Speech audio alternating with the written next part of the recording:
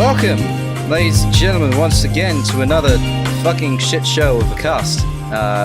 We are this week joined once again by our angry little mongrel, Volk. How's it going? Yeah, I think that kind of says it. That sums it up, really. It's just like the first episode, except nothing unintentionally broke and fell over. No, I made sure to bounce it off the wall towards my bed. Which is also in line with my desk. You're thinking ahead this time, I see. No, I'm really not. I'm putting too much faith in your abilities, am I? Yeah. Fair enough. Well, hopefully our local priest, our local reverer, spear wielder of the Holy Christ penis. Reverend, that's it. Hopefully our local reverends can add some faith into our shit composition of a raiding squad. We also welcome back by Trip. Yo. And I am the rogue getting drunk off his arse in the corner doing fuck all. Sealion. Playing with his controller. Right. That's it. I'd say that's fairly accurate, you know? Mm-hmm. Yeah. I think that's fairly accurate for most of us. Me being a priest bit, but yeah, sure. I mean... You are anything but holy. Yeah. I don't know. Someone who wields the Christ Killer surely has to be holy in some regard. Yeah, and I'm going to claim his land then. I am the crusader of the group. Hold on. Wait, I thought crusaders... I go claim the Holy Land. I am coming to claim it in the name of Trip's penis. Oh god. I know we're usually like, hey, dumb strong starts, but I like the slow roll. I like the slow roll for a bit for this one. It's going to happen more often than not, honestly, with some podcasts. Because this week the only thing we have going into this thing is a lot of news about a particular thing that we don't want to talk about anymore, but I guess we're kind of forced to. So with that being said, and fucking Rewind, but apart from those two. Yeah. The Game Awards, I guess. But the Game Awards, the only thing I really want to bring up is like, there's just like the stuff that got revealed there. Honestly, that's all I want to talk about in regards to that. There was Game nothing. Of the Year was good. End of story. Yeah, that's about there was nothing particularly like cringeworthy or like really nothing to write home about other than the reveals. I think in my opinion. So I think this week we're just gonna start off slow. Let's see where this ball rolls. Trip, how was your week? Fucking shit, as usual. Jesus. That's gonna be my answer for the next 4 weeks, probably. So just a heads up. So if I sound like shit, it's because I feel like shit, to be honest. No, I get you. I understand. 2 days ago, it all came to a head when nothing worked. Everything broke. So on the plus side, I'm halfway through my final report. I've got that's good. 4,000 words down, another 4,000 to go. But that's about it. In terms of games, though, games is better. I started playing Factorio again for the first time in forever, and I've forgotten how good that game is. And I also finished Mechanicus, actually, the strategy game. You finished it? Yeah, I mean, it's not the longest campaign, to be honest, and it does have. So the reason why it was so quick is because it's quite easy, to be honest. So I'm going to do like a quick mini review of the game. It is very fun. It is a fun game, and it's well designed. I like the concept, and I do like the way that the game plays.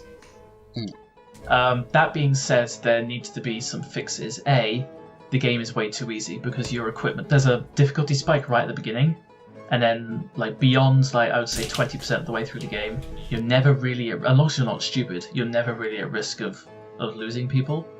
So it can get a little boring towards the end, and the final boss was pathetic. The final boss was easier than the tutorial boss. The final boss was actually terrible. So with a balance patch, I reckon the game can be really fun and really good, or at least several difficulty settings.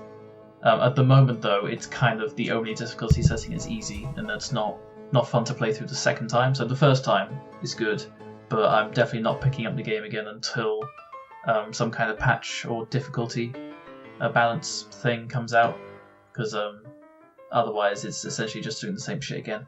The second thing that's not good is the bugs. There are a lot of bugs at the moment, and some of them are quite obvious. Like you see them multiple times, and it's really quite frustrating. The beam weapons don't hit correctly. Sometimes when you upgrade, it won't upgrade properly, and you just lose Blackstone. What was another bug that happens? Oh yeah, sometimes your machine spirit effects don't work as well, which my entire squad was built around machine spirit. Like that was the thing I was going for, was to cheese the game with machine spirit abilities, and in one of the battles my machine spirit abilities just didn't work. They just flat out didn't do anything. So yeah, it's a good game. I like it. I like the concept, but they seriously need to fix some shit. But fair enough. Yeah, if an update, I wouldn't buy it yet. If an update comes out with like patches all the bugs and ups the difficulty a bit, I think it'll be worth it though. Very worth it. But at the moment, I just can't justify it. Yeah. Fair enough. So it was kind of disappointing. Didn't really scratch the kind of itch you were looking for then. It did in a way. It definitely has potential. Like it is a very fun strategy game set in the Warhammer 40k universe, and it's gotten me back into some of the Warhammer 40k stuff. I've been reading up on the latest rule set actually, because I haven't played that shit in years. But it's definitely got me back into Warhammer, and it is a very enjoyable design. It's just these bugs and the balance just need to be fixed in order to make it from like a acceptable game into a good game. At the moment, it's just something that exists, and you're just like, yeah, okay, this is kind of fun, but the replayability value is virtually zero at the moment.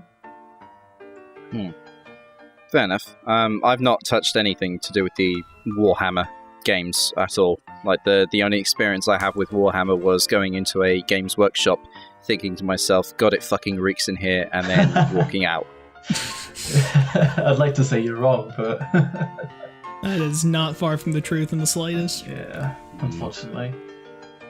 But yeah, I've not had any experience with the actual like video games or anything. I do like the idea of like maybe someday if I have enough disposable income to actually like, you know, as just like another little extra hobby or something, maybe getting those like some of them are really good, very detailed figures and that. I can't remember if it was PS3 or PS4, but the console game Space Marine. Actually, I think it's on Steam as well now. It is. I think I own that. That's pretty good. I think I own that on the PS3. Yeah, that's not bad. You have it on Steam even. Yeah, would you say that would be like the place for me to start when I eventually get around to it? Yeah, if you want like something like I wouldn't say it is single player and it's a third-person shooter, so think kind of like Uncharted but Warhammer. Basically, Gears of War, but even more set in the future. It's Gears of War, essentially. There used to be the multiplayer used to be quite popular. I used to play that a lot, but the multiplayer is practically dead now. So, well, it's a PS3 game. I would be surprised if the multiplayer was still active nowadays. But probably servers got shut down a while ago as well. Yeah, probably. I haven't actually checked. But yeah, I've not played. I've seen enough of them to know what you mean, but I've not played either Uncharted or Gears of War either. But I get what you mean. I get what you mean. Fair enough. Anything else going on in your week? Apart from uni screwing us over, no, not really. Oof. Fair Just enough. The usual. Fair enough. All right, Volk, spiel. Fuck all. Actually, no, I take that back entirely. I am rehabilitated. I was gonna say, you've been gone for like 2 weeks technically up until now. Well, I'm also rehabilitated. I'm not playing For Honor anymore. You uninstalled it finally. I've uninstalled it. I've given up. I've actually given up on the game. It's not worth it. I'm too fed up with for over a month. Well, yeah, I have been saying that. Oh, I'm sick and tired of this game, but it's hit my breaking point now, where I've just like, I can't defend it. The community's not having a good time either, and balances are coming out way too slow for my liking. It's just really annoying. so I've given up. But otherwise, I haven't done shit. Stuff's been going on. Don't want to talk about it. That's it. Life's over. Yeah, fair enough. Yeah, my week's been not really eventful, all things considered. I got a video out that I edited for a guy. I edited for a guy called Lord Hadris in my server. I edited a Monster Hunter World video for him, and super happy with how that turned out. So is he. That's good. Other than that, I've been taking a break from Spyro stuff just because I'm not gonna be here next week for podcast stuff if it happens, because I'm going on a Christmassy sort of break back over to Ireland to see the family and whatnot, and I will be over there doing stuff with my family, likely doing editing stuff as well as much as I can. If I recall, I think on the first week of the podcast I said, yeah, hopefully the Detroit review will be out by Christmas. It won't. It fucking won't. It will not. Even I could say that it's not going to come out. Yeah, I kind of expected that. Yeah, it's mostly just because, uni stuff and pay commissions and stuff is obviously, as always, taking priority, and I'm actually enjoying my time with those pay commissions. Like it's the stuff that Lord Hadris is asking me to do is a lot different than what I usually do. So it gives me an extra opportunity to kind of flex a few sort of like old editing tricks that I don't use all that often, or just stuff that I generally would use in videos but know how to do, that sort of thing. So I'm happy with going about through that. Uni stuff is ramping up, and it will be ramping up even more like after when we get into January and all that sort of stuff. Trying to think what else. It's only ramping up now. It's not only ramping up now. It's ramping up even more now. Like it was kind of like a slow incline. Now it's like it's getting steeper. Is what I mean. But it's manageable. I'm still keeping my head up and everything about it. You just wait until you get to third year. Yeah, I can imagine it will be. That'll be the year where we'll basically have the only sort of like online presence I will have will be occasionally poking my head around the Discord and probably this podcast and maybe the occasional stream once a week or something. I don't know. Yeah, my rate of being online for the past month. Yeah. Yeah, that's basically why. You mean being offline? Yeah. It will likely be sort of that kind of thing. Don't know until I get there, obviously, yet. So, not counting chickens and all that, blah, blah, blah. But other than that, I've been taking a break from Spyro, and I've just been, because I've been just sort of chilling before I go over, I just went back into Skyrim for the sake of it, really. I was like, what can I play on my off time and also stream without anyone, so, worried about missing out and all that, so I thought, fuck it, I'll play Skyrim again, but I'll do kind of like an opposite, almost near total opposite of what I usually do in my playthroughs, because obviously everyone knows like the optimal way to go about the game is like the stealth archer, so I decided, right, this time I'm just gonna be like a fucking heavy armor, two-handed, like primarily using character, and I'm genuinely having a lot of fun. And I've decided to crank it up onto expert difficulty just for like an added thing of like, seeing where the game will decide that I should probably spec into my character such, and that I'm speccing into restoration, which I've never done before, and it's genuinely, I think it's going to get like super interesting down the line, because I'm finding less and less health potions in shops and that, so it's like, well, this feels like a necessity now, and I'm actually liking that. I'm liking a lot of the other extra things that I'm doing that I've never done before. Also, I'm doing the PS4 version, and I'm doing a couple of mods. Well, a good few mods that I can, but obviously it's PS4 version, so it's not going to be anywhere as like anything really to write home about, except for one thing that got clipped on stream by Volk, because there's a mod in there that just makes Iverstead, the place where you basically have to go to get to the throat of the world, to sort to the Greybeards and that.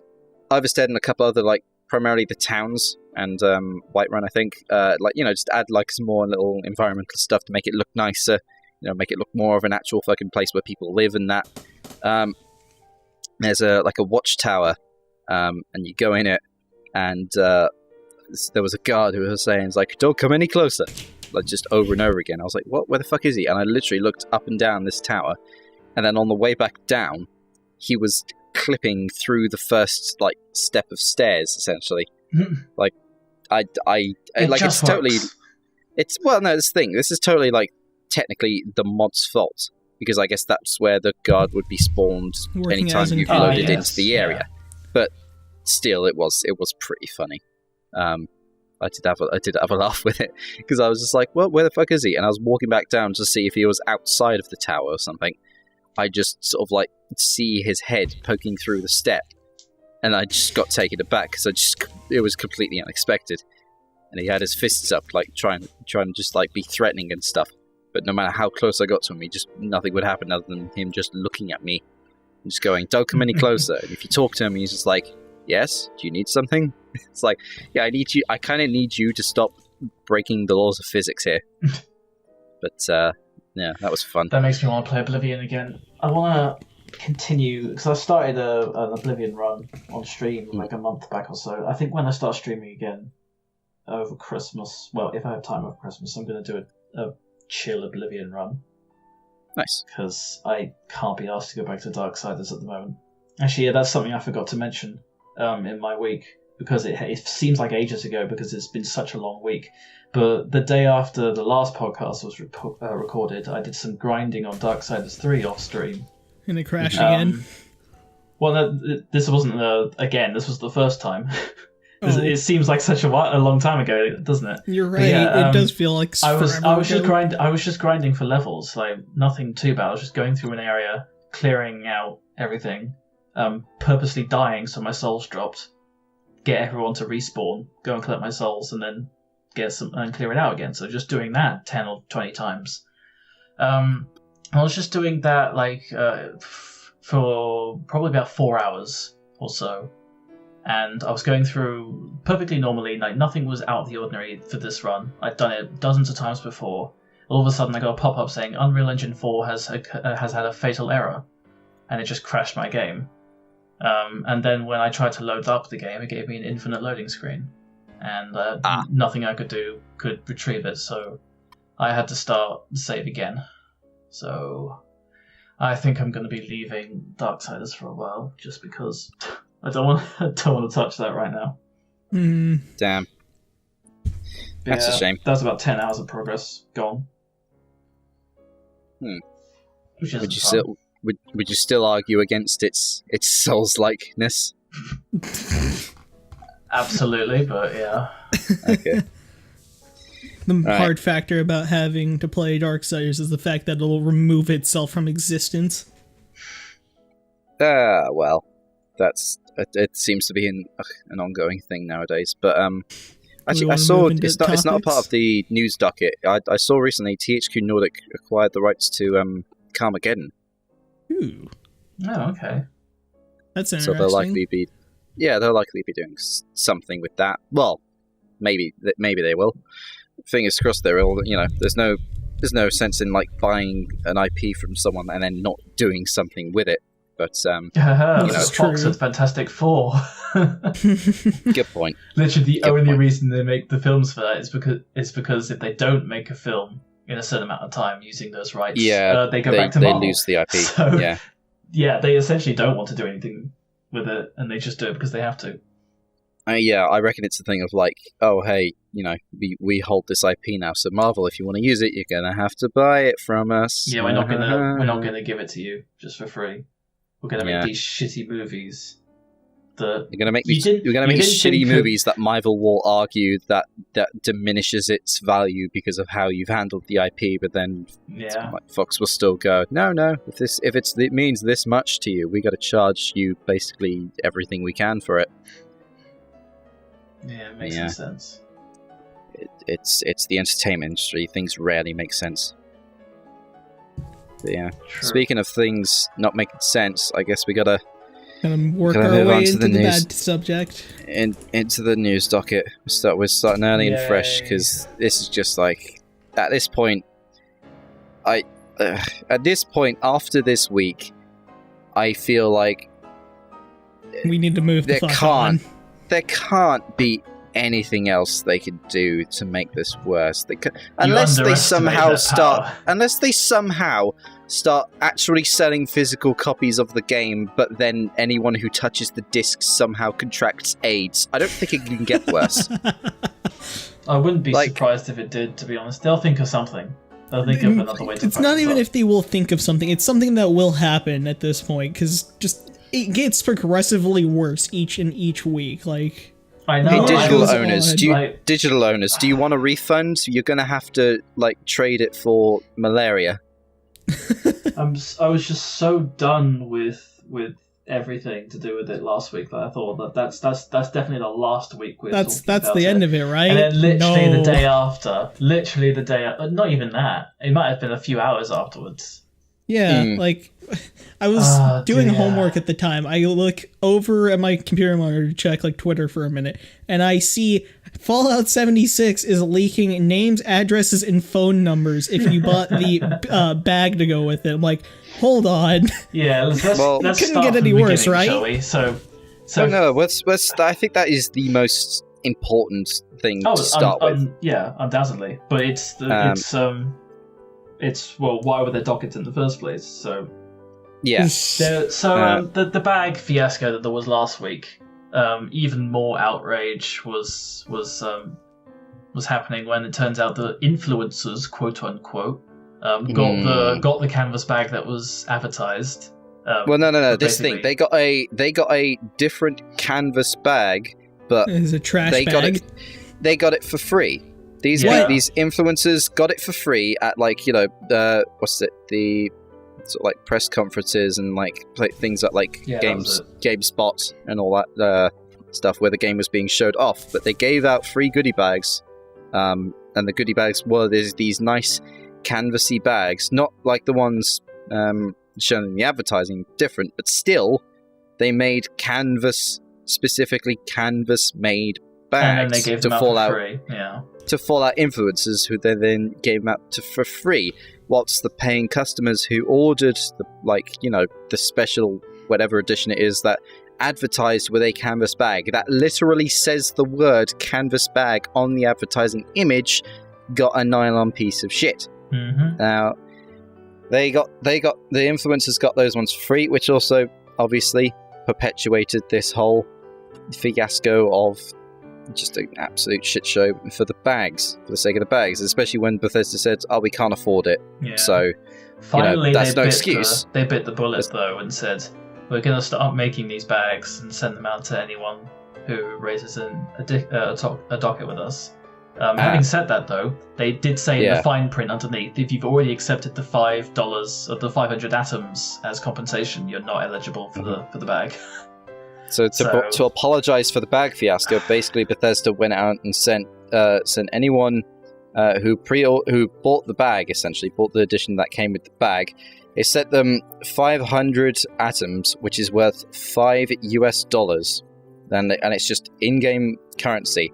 And according to Boogie2988's little Francis video about it, that could basically get you a mustache for your player character. Yeah, oh pretty my much. God, that's so literally bad. just so they couldn't be sued because it was compensation. So when they eventually said, okay, we don't want to get sued by all these people, we're going to make the canvas bags and we're going to send them out. But they did put in that fine print, if anyone took the 500 atoms, we're not giving you a bag. Fuck off. Yeah. And so then basically it removes got the worse. right to also sue them as well. And then it got worse. Because then if you raised a ticket to get one of these bags, on their support website, you could literally look at every single ticket anyone has raised, including their private information. Yeah, which Their includes name, their email address, but where they bought the game, be it physical or digital, even where they their live. first name, where they live, it's their phone number, I think, is also on there. They effectively doxed thousands of people. Essentially, and me and Trip were just in a call with in Anna Highwinds, the guest who was in last week. We were in a call in her server with some people. They were having a movie night, and won't reveal this name in case he just doesn't want it to be mentioned in any case, just because, but he says that he didn't raise a support thing for the bag because I don't believe he bought it. He just bought the game, and apparently his information was leaked. What the fuck? What? Really? Wait, actually? That's what he said. Again, this is what he said. I think I missed basically This less than to an me. hour before we started this podcast. But he said his information got leaked because he bought the game digitally. Jesus Christ. Shit. Which, by the way, apparently, according to wait, I think we talked about this last week. In Bethesda's launcher, under the terms and conditions or the user agreement or whatever, if you buy the game through that, you're not allowed a refund. Yep. Really? Which is partially the reason why that law firm in, I believe, Washington State or something is looking into it, because it's completely either, I can't remember if it's illegal or just unreasonable. Either way, it's certainly unreasonable within the state of the game. It's basically a no refund policy, but with a shoddy product. So yeah. Yeah. But I then because I put in the sort of influencer story into our little Discord where we talk about these sort of things. But there's also when did I send it through? On the same day, there was a tweet by Indigo Gaming that I'll put on the screen, which was Fallout Brotherhood of Steel, which is 2004.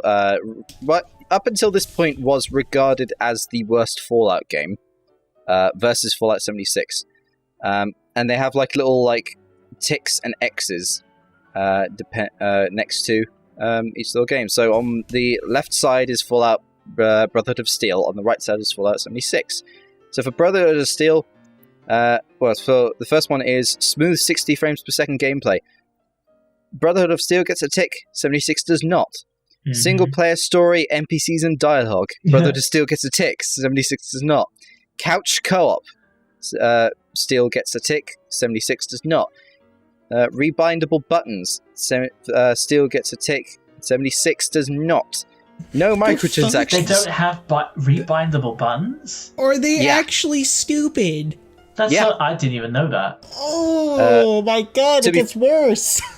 To be fair, I don't think this one up here really counts because it was Brotherhood of Steel was a 2004, I think, PS2 game, so they couldn't really implement it even if they came up with it. But it said no microtransactions. Obviously, Brotherhood of Steel doesn't have microtransactions, and 76 does. Now, to be fair, if Brotherhood of Steel was made nowadays, it probably would have microtransactions. But I get the point they're trying to make. And then there is a Brotherhood of Steel bag is they phrased it weirdly, but one of the things you could buy for Brotherhood of Steel was a actual canvas bag. Brotherhood of Steel had one. 76 does not. God damn it. And Brotherhood of Steel on GameSpot's website on the Xbox has a rating of 7.3, and on GameSpot's website for Fallout 76, it has a 4. Wow. So yeah, this is the most bait and switch of, hey, Brotherhood of Steel isn't the worst Fallout game, apparently. Now, I've not played Brotherhood of Steel, but from what I've seen, everything on the game, it's not good. And if it's far from good. If it's better than Fallout 76, I really don't ever want to get Fallout 76 now. Yeah, that's not good. It gets even worse when you read their latest articles on their latest update. So there was an one I update. put in. Yeah, I'm just reading through that. Jesus Christ. I haven't read it. I just week. looked at it. We should talk about this. Jesus Christ, it's bad. Okay, go over it for us. They released another patch earlier this week, and an article came out on Kotaku about what they're slowing the game down. Stuff. They're trying to slow it down in progression. Yeah, it fixed some problems, and it also created others. So of course, it sneakily rebalanced fundamental parts of the game without giving players a heads up, and also included more CTDs and also crash bugs. So the person who wrote the article is also saying, yesterday I booted up the game and it froze and subsequently crashed before I even made it past the main menu. So, okay. But one of the things that caught my eye was someone on Reddit compiled a changelog based on what they claim to have data mined from the game's files and corroborated what a lot of players have been saying about the game feeling more grindy. Resource production rates and extractor capacities for campsites and all have been slightly reduced, which wouldn't normally be a huge issue, except in 76 these campsites reset whenever you log off the game, meaning you can only farm them for the amount of time you stay on one server. And given how often the servers crash, that's going to be a huge issue. So they've essentially changed it into... What the fuck? That they've multiplied the grind for it even more, which makes no sense. In a game that doesn't even function, where the grind is already bad as is, the game doesn't give you any reward for grinding. Fundamentally, your game is flawed anyways, and you're telling me to grind even more? That's like changing Warframe into spaghetti code, telling me, hey, I want you to go farm fucking 8,000 Oxium, and it only drops 1 Oxium, like, per drop. No. That's fucking broken. This sounds grindier than Red Dead Online, which sounds really fucking grindy to me. Yeah. I haven't paid attention to Red Dead Online at all. Neither have I, really. It launched, it happened. Apparently it was extremely grindy on launch, and they've made it slightly less grindy. And same goes for Black Ops 4, I think. I think they recently did something to make that less grindy as well. But yeah, Fallout 76 continues to be a massive fucking shit show. I still can't believe how bad it gets worse and worse. Given the size of the corporation, how many people have got working on it and the funding behind them. Larian fucking Studios, a tiny indie company, has made one of the best RPGs I've played in years last year, and that is Divinity: Original Sin 2. One of my absolute favourite games in recent in the recent years. In recent history. In recent history. I'm bad with words, you know this. Hello. Yeah, same. But seriously though, Divinity OS 2 is so fucking good. Yeah, it wasn't perfect. There were a few things that needs to be balanced. There were a few bugs. But the multiplayer is fucking fun. Like, we need to continue our run, Volk, because I'm sorry, I had to uninstall it because I needed storage. That's fine. I'm just saying at some point, because I don't have the time either. I'm just saying I want to continue that run at some point. But it's the point is be that next month. True. But the point is, it's fucking fun. It's crisp and it's well refined. It's a polished game. It really immerses you into the world, and it's also an open world RPG. So there is enough comparisons, and yet Larian Studio has what, like 70 employees, if that. It's a tiny company, and yet the game that they put out is 100 times better. They have no excuse. It just makes me depressed. The best way I can describe 76 right now, and I put it in general earlier, is that it's basically like the launch of The Division without shitloads of controversy. Because The Division on launch was really slow grinding. It was really unenjoyable. Like, the amount of resources that it took for you to get shit made, like, if you were to craft your own weapons, it would take hours. Well, yeah, I think that comparison is even more apt because Fallout 76 had the same specific problem that The Division had, which was that players had to queue up to talk to the person from the main quest. Yep. So that's bullshit. One person cannot interact with like a bot, like the vendor or trader. The quest giver, in 76. And it's like it's almost like they didn't realize they were making an MMO. And then correct me if I'm wrong, but I think their fix to that was literally separating the social spaces so that only one person could go into the area. Like, it would completely disconnect you from everyone else if you were to go into the base of operations. Yep. That's not a fix. That's a fix and a half.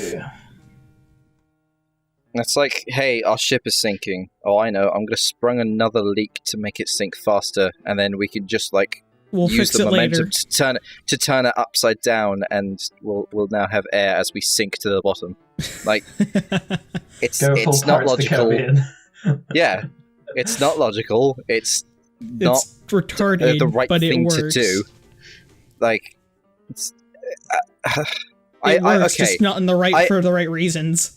I seriously hope, in some sense of poetic irony, that ZeniMax will not give anyone from Bethesda their bonuses because of how shit of a product they made, the same way that they did to Obsidian for New Vegas. I hope that happens. I hope fucking I don't know Todd Howard specifically, but basically the main person in charge of this like entire product, or like one of the fucking execs or like one of the investors or something just gets screwed over for this, because they have only themselves to blame. Mm-hmm. Like, this is true, because I you wonder how promised much- something from marketing, you failed to deliver that, Yeah. you're gonna have a riot about it.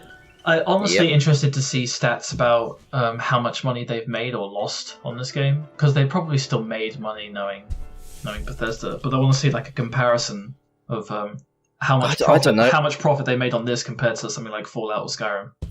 I don't know, mate. I reckon this is a complete out loss with the amount of shit that's happened to it, the amount of people wanting refunds, the amount of people, like And now they have to needing, make getting, all and these refuse bags. to be getting refunds, and now the bags. I seriously think this is going to be a financial loss. Yeah, and they could potentially be sued. Fallout They could. 76 in the UK has launched less than, or has gone to 80% down compared to Fallout 4.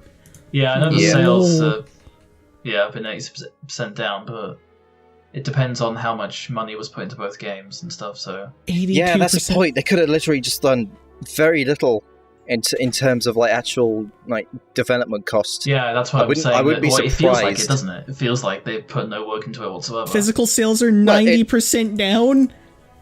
Oh, really? Yeah. Oh, That's bad. Like, that's extremely scary. bad. It's expected, though. Pre-order chart Yeah. list. It's 20 like this million thing, I down, can't- 4 million is I a big can't drop-off. I can't feel like how much development has gone to game, because obviously I haven't played it, but I could look at it and go, that doesn't look like a lot. That looks like very little. Like, again, I can't remember who said it.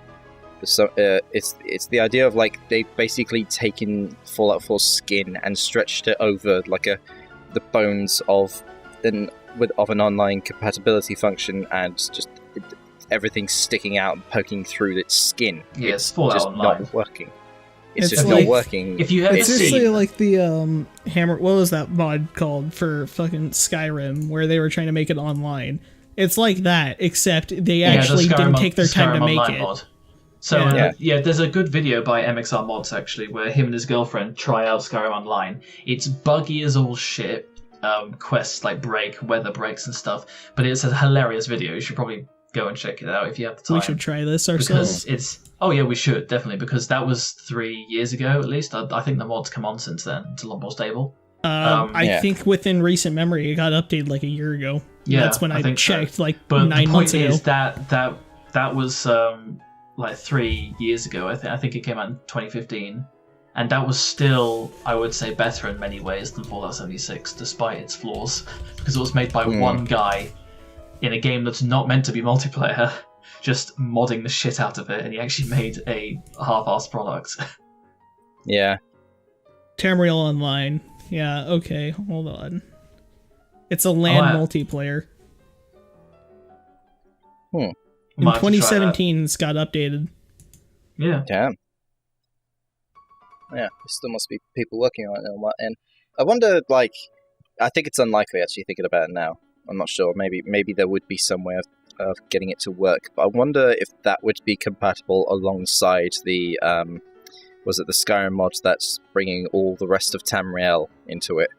Beyond Skyrim. Ooh. Don't know. Yeah. Ooh. I honestly That don't would- know. That would be interesting to find out, It's an like interesting whether or not question. those two would work together. Like, There's a few I don't know. multiplayer mods. Hold on. There's Skyrim Yeah. Together, there's Tamriel Online. I think I can't remember what the one MXR uses, but I think it's just called Skyrim Online. But Yeah, it might know. be because We can Tamriel look got at- we it's can look made by into it for one another person. yeah, Hmm. we can look into it for another time. But Yeah. speaking of Beyond Skyrim, I can't wait until the next pack comes out. It's taking fucking forever though, which The makes next what? sense because they are literally putting the entire Tamriel into Skyrim, which is massive amounts of work. Basically, the same amount of quests and NPCs and stuff as the base game. So they're essentially making Jesus. 8 times the size of Skyrim and putting it onto Skyrim. Hmm. So it makes That's sense why nuts. it's taking so long, but I'm looking forward to it because Beyond Skyrim Bruma was fucking great. There's I can't remember who the video was by, but then there's a video I watched by someone. I it might have been Skill Up. I can't remember, but there was like toward the end part of the video was like, you know, the like kind of very stereotypical meme of like footage of Todd Howard with like the "Tell Me Lies" song, but also it had like specific quotes of like things he said that turned out to be just like blatantly false. Like one of the things that I actually didn't know he said, but apparently Todd Howard said Skyrim will have infinite quests. What? I did not know that. I'm sorry, do you not expect completionists to undermine that statement for a little bit? I was going to say, I've 100% Skyrim completely. I just completely missed that. Otherwise, I would have a few words to say. This is the thing. Technically, and I use this with a massive fucking, like, country-sized asterisk. Oh, the Thieves Guild things. No, well, the Thieves Guild quests, also, I've only just realised because now you said it, but also the, the pitiful fucking, like, well, they become pitiful once you basically reach a certain level, but the whole, like, I'm looking for work, and you say that to either, like, a barkeep, or the, like, the Jarl's, like, hand, essentially. Yeah. It's like, oh, there's some bandits in this place within the hold. Go kill them, and your reward is 100 gold. So technically, there are fucking infinite amount of that, but that's just like reusing the same thing. And with the Thieves Guild one as well, but yeah, I don't count those. No, that's like neither bounties. do I. That's not quests. Yeah. And you can't really consider bounties to be quests because it's literally just repetitive action rather than here's some story, some filler detail. It's Fallout 76 grinding. Yeah, Fallout 76 is entirely bounties, no quests. Yeah, pretty much. What a joke. But going back to the modders, actually, for the community, because they apparently care a lot more about their products than Bethesda does. Clearly. I kind of knew that from the get-go before 76 was even announced. Another project that I really want to see, I think the first build of it is coming out next year, is Sky Oblivion and Sky Wind. So if you don't know... What's that? So, yeah, okay. So if you don't know, you know, we shit on Bethesda's creation engine a lot, but for the most part, they do actually try and improve it from game to game. It's still fucking buggy as shit, and they haven't fixed issues from 10 years ago, but you know, the difference in the engine from Oblivion to Skyrim is actually quite significant. Yeah. And there's a lot about Skyrim that feels better in many ways. Like graphics alone is a lot better, especially with mods. So Sky Oblivion is basically taking all of the assets, quests, NPCs like designed the entire Oblivion game and rebuilding it from the ground up in Skyrim's updated version of the engine.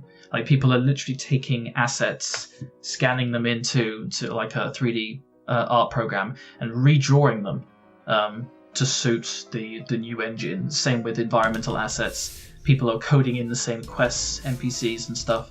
They are taking the entire game of Oblivion and putting it into Skyrim's engine, and they're going to call it Sky Oblivion. And hopefully the first build of it is going to be released next year, like about November time, 2019. And they're also doing the same thing for Morrowind as well in Skyrim's engine, which I am fucking hyped for. Because although Oblivion is my favourite, I do prefer a lot of the quests and the storylines in Morrowind. It's just I'm not a huge fan of some of the other gameplay aspects. So fucking playing Morrowind's quests and environments, but in Skyrim engine, that is going to be so good. That's going to be so damn good. Yeah, that does sound good. Mostly because also it's along the sort of incredibly long list of games I do want to eventually like try, you know, and play, see if I like them. Morrowind's obviously on there, so that'll be like a good experience to like maybe go through Morrowind and then go through it again in Skyrim's engine and that. I'm really looking forward to an excuse just to play Oblivion again, but just updated and looking amazing. That'd be so good. Can you imagine Mehrunes Dagon versus Martin in fucking in Skyrim engine, or a whole bunch of other shit as well? Yeah. I'm looking forward to that. Well, before we speak more on other things we're looking forward to, I'm just gonna I think we should briefly bring up the other tiny bits of news before we move on to stuff that got revealed at Game Awards stuff. So I have something that I really want to bitch about already, and I'm looking at it, and it's looking like a tasty treat, but I don't feel prepared yet. Well, we'll go through the articles one by one, and then because I don't know, which one you mean, but we'll get to it, and then You should know say which a bit one on it it. is. Yeah, I know. I talked about it I probably know, but I talked about it earlier. I'm I disappointed, probably know. man. Disappointment doesn't even cover it. Well, speaking of disappointment, many people who bought the PlayStation Classic disappointed by Oh god, this. the game's lineup. no. You know, the general presentation and all that sort of stuff. It seems like, even as like a PlayStation fan myself, it looks incredibly overpriced. There are essential games that should be on there, like, and overall, it's just not worth your time. You're better off like having a PC and just using the right emulator and ROMs and that. That's basically what Sony did. It's just a shitty emulator, and you can find out. See, I found out that the controller's inputs are basically like the PlayStation Classic controller inputs are basically USB with a little bit disguising to make it look like the old controllers. So you could essentially plug in your keyboard, and if you plug in your keyboard and you hit the escape key, it brings up the debug menus and that, which allows you to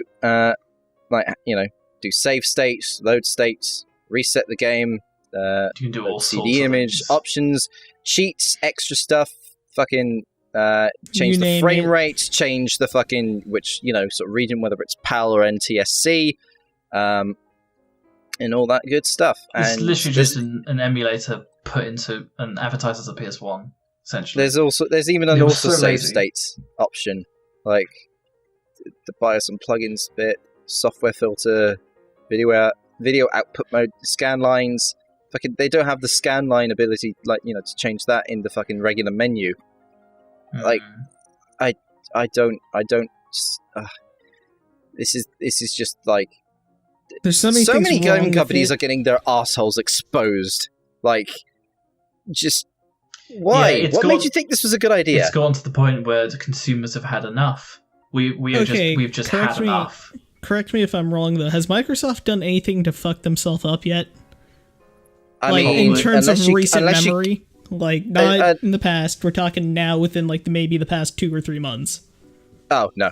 I mean, Microsoft Not as to a my whole, knowledge. just Windows 10 existing, I guess. But in terms of games, no, not really. Fuck Yeah, no, Windows 10, like, the seriously. only thing I could even think of is them, like, what was it, buying Obsidian or some shit like that?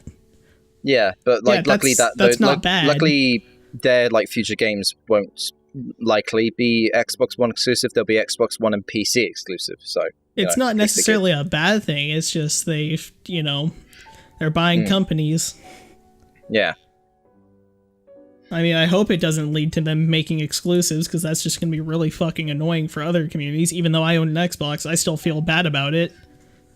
Yeah. It's not great. I would be pissed because I don't have an Xbox and I'd probably never buy one.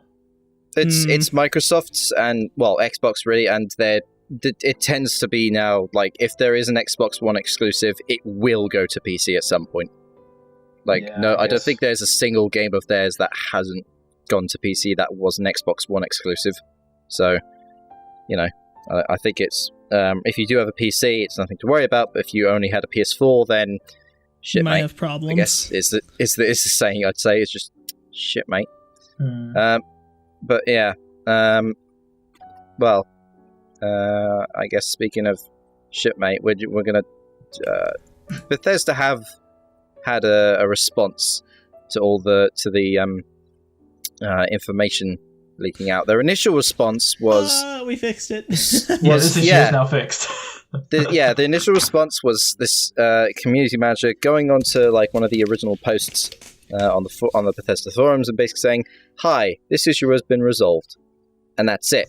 Yeah. But they have had essentially they put out an image and text on their Bethesda support Twitter handle, and it reads: "We experienced an error with our customer support website that allowed some customers to view support tickets submitted by a limited number of other customers during a brief exposure window. Upon discovery, we immediately took down the website to fix the error. We are still investigating this incident and will provide additional updates as we learn more. During the incident, it appears that the username, name, contact information, and proof of purchase information provided by a limited number of customers on their support tickets requests may have been viewable by other customers accessing the customer support website for a limited time, but no full credit card numbers or passwords were disclosed. We plan to notify customers who may have been impacted. Bethesda takes the privacy of our customers seriously, and we sincerely apologize for the situation. Call me an asshole, but with all the recent controversy surrounding them, I wouldn't put it past them if this is a way of them getting back at people. That would seem incredibly petty, even for Bethesda. That's, like I said, it's a bit of an extreme and it makes me sound like an asshole, but in reality, I wouldn't put it past them at this point. I mean, it's just, the thing is, they're getting so much shit. If someone finds out that was deliberate, then they will be in a world of shit. They're fucked. Like, we're talking legal. Hands down, they would be fucked. That's not... Yeah, there's no way that was deliberate. But that being said, there's no excuse for it either. Yeah. I think it's just Bethesda being shitty at their job again, to be honest. You mean one of many, many times? Well, yeah, there's just the normal state of Bethesda now. It's just a continuous stream of bullshit. Yep. Liquid fucking diarrhea is all this company is just producing now. And then obviously the obvious joke was to say, is the website built on the creation engine as well? It's like, no, they just don't know how to run their own shit, apparently. Apparently all their devs, it might be the management, but apparently all their devs are incapable as well. And then there's the thing of like, oh, was your private information leak? Do I get 500 free atoms for it? Like, this is just their entire company is just crashing and burning, and it is their own fault entirely. Yeah. Like, I don't know. Hey, Bethesda, how about you QA your shit? Maybe this stuff won't happen. Yeah. There's ways of doing it, man. Just gotta fucking actually commit. Any form of SQA whatsoever, please. Like, yeah. If it's gone to the extent where you could be in legal trouble, then perhaps you should look into things. And speaking of legal trouble, the US Federal Trade Commission has started investigating loot boxes. Hallelujah! Yes. Hallelujah! Yes. Hallelujah! Fucking Luya! Oh, it's so good. This is great. And speaking of loot boxes, actually, Quake Champions have decided to move from a loot box based system to a battle pass system, which is genuinely good. That's actually good. really good. Even if it's ripping off Fortnite, which is kind of I don't really PUBG care. did it after. Don't even. We're good with this. If we're gonna be like crying over like games ripping off Fortnite, this is the good thing about it, I guess. We'll be flooding the earth in essence. Battle passes in a sense aren't horrible. I mean, no, it's not. It's just play the game, you get more shit, honestly. But it's definitely English is hard right now. It's definitely better than loot boxes in a sense of, hey, pay money to get a chance of what you want, where you already know what you're wanting, you just gotta work for it. Yeah. It's a guarantee of sorts, you know? Like, it's not Rocket League hey, has one. There's 7 days left in the season, I'm gonna go get this shit, and like, you get it, and it's like, hey, I'm not gonna get it anymore because it's fucking RNG chance. No. It's guaranteed. Yeah. You know what you're getting. Yeah. Well, this is a good step purely because Loot boxes are fucking stupid. Again, it's the game industry's own fault. They didn't regulate it themselves. They let companies like EA just like basically be criminals so they can get a quick profit.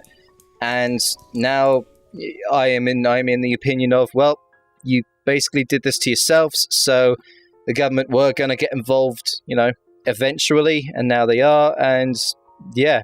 Now you're going to have to sit in this shit that you've just spurted out everywhere.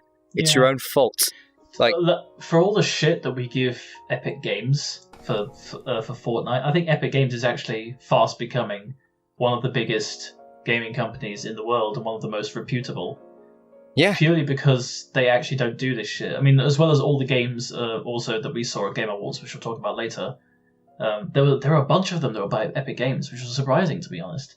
But they are becoming the new video game giants, above EA, Bethesda, Microsoft, anyone, to be honest. They're closing in up on... Well, it's the thing. I see what they're doing right now, and to kind of lead into this, they've launched their own storefront, which is allowing developers and publishers to earn 88% of the revenue in favor of the developers on their store.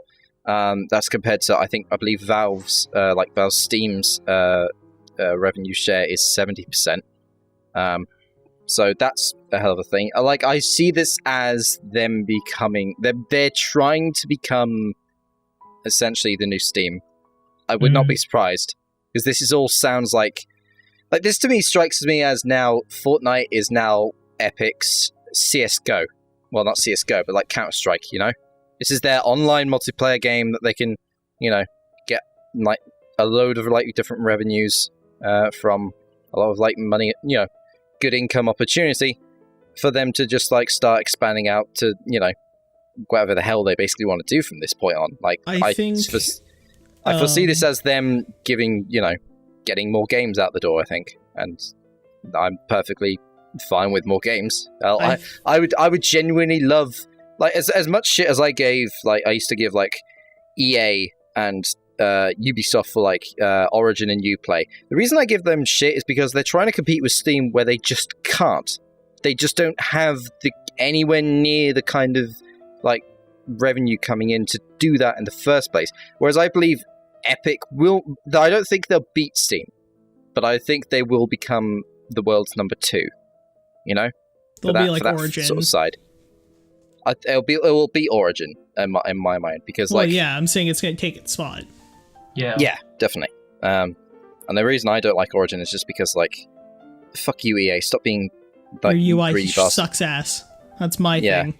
Your UI sucks ass. You're greedy bastard in the first place. You're trying to extort me for more shit. Every time I logged on to like play Titanfall. Origin to just play Titanfall, it would just shove just all the shit in my face.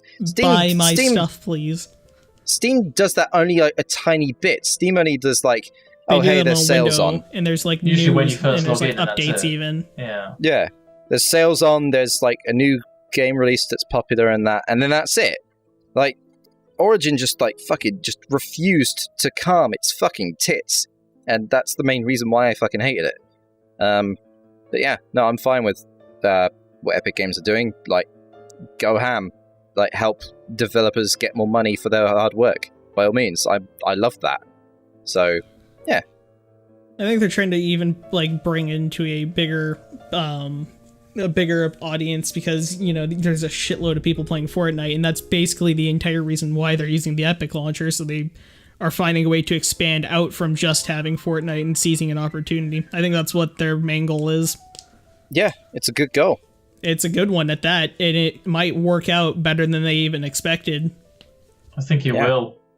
Like, Thanks, Cross. If it was just another game in a slew of good games, like if the other companies weren't fucking crashing and burning right now, then it would be something. It would be something to watch. Like, it would be there, and you would know about it, but it wouldn't be one of the leading competitors or anything. But given all the shit that's gone down in the past year with other companies, I think you're absolutely right. I think it's going to do way better than people expect. Yeah, because people have just had enough with the rest. Well, speaking of other things sinking, I don't think we brought this up last week, did we, Trip? But you put a little article in here from tvweb.com that you found particularly funny. Wait, which one? Oh, was this the Watership Down one? Yep. Yeah. Where the fuck is this? Okay. It's right below the tweet for the PlayStation Classic thing. I need to find this again. Where was so, this? Netflix's... yeah. This is the article title from tvweb.com. Netflix's Watership Down trailer is like Game of Thrones, but with rabbits. Yep. Ow! And then Trip put that in with the little caption, I fucking love journalists. Yeah. So when I first saw this, first was shock, obviously, because I was like, okay, so this little cartoon program is gonna have sex scenes, it's gonna have intense political drama, it's gonna have good battles, gore and stuff. It's gonna have dragons. So because it's more than just, if I swear to Christ, like before I even read it, I was like, if it says it's like Game of Thrones because people die, I swear to fucking God, I'm going to punch something. Because Game of Thrones is, as I said, it's political drama, it's like gore and battles, it's sex scenes, and it has multiple good storylines. Like, it's so much more than just people die. Well, I'm reading the article here, and one of the things is like in the trailer, one rabbit brings this ominous warning: all the world will be your enemy, and when they catch you, they will kill you. But first, they must catch you. And then the writer of the article says this basically equates to the same Game of Thrones mantra of when you play the Game of Thrones, you win or die. No, it doesn't. No. Those two things mean completely different, separate things. What? Like this, the first one is like the whole world's out to get you, so don't get caught.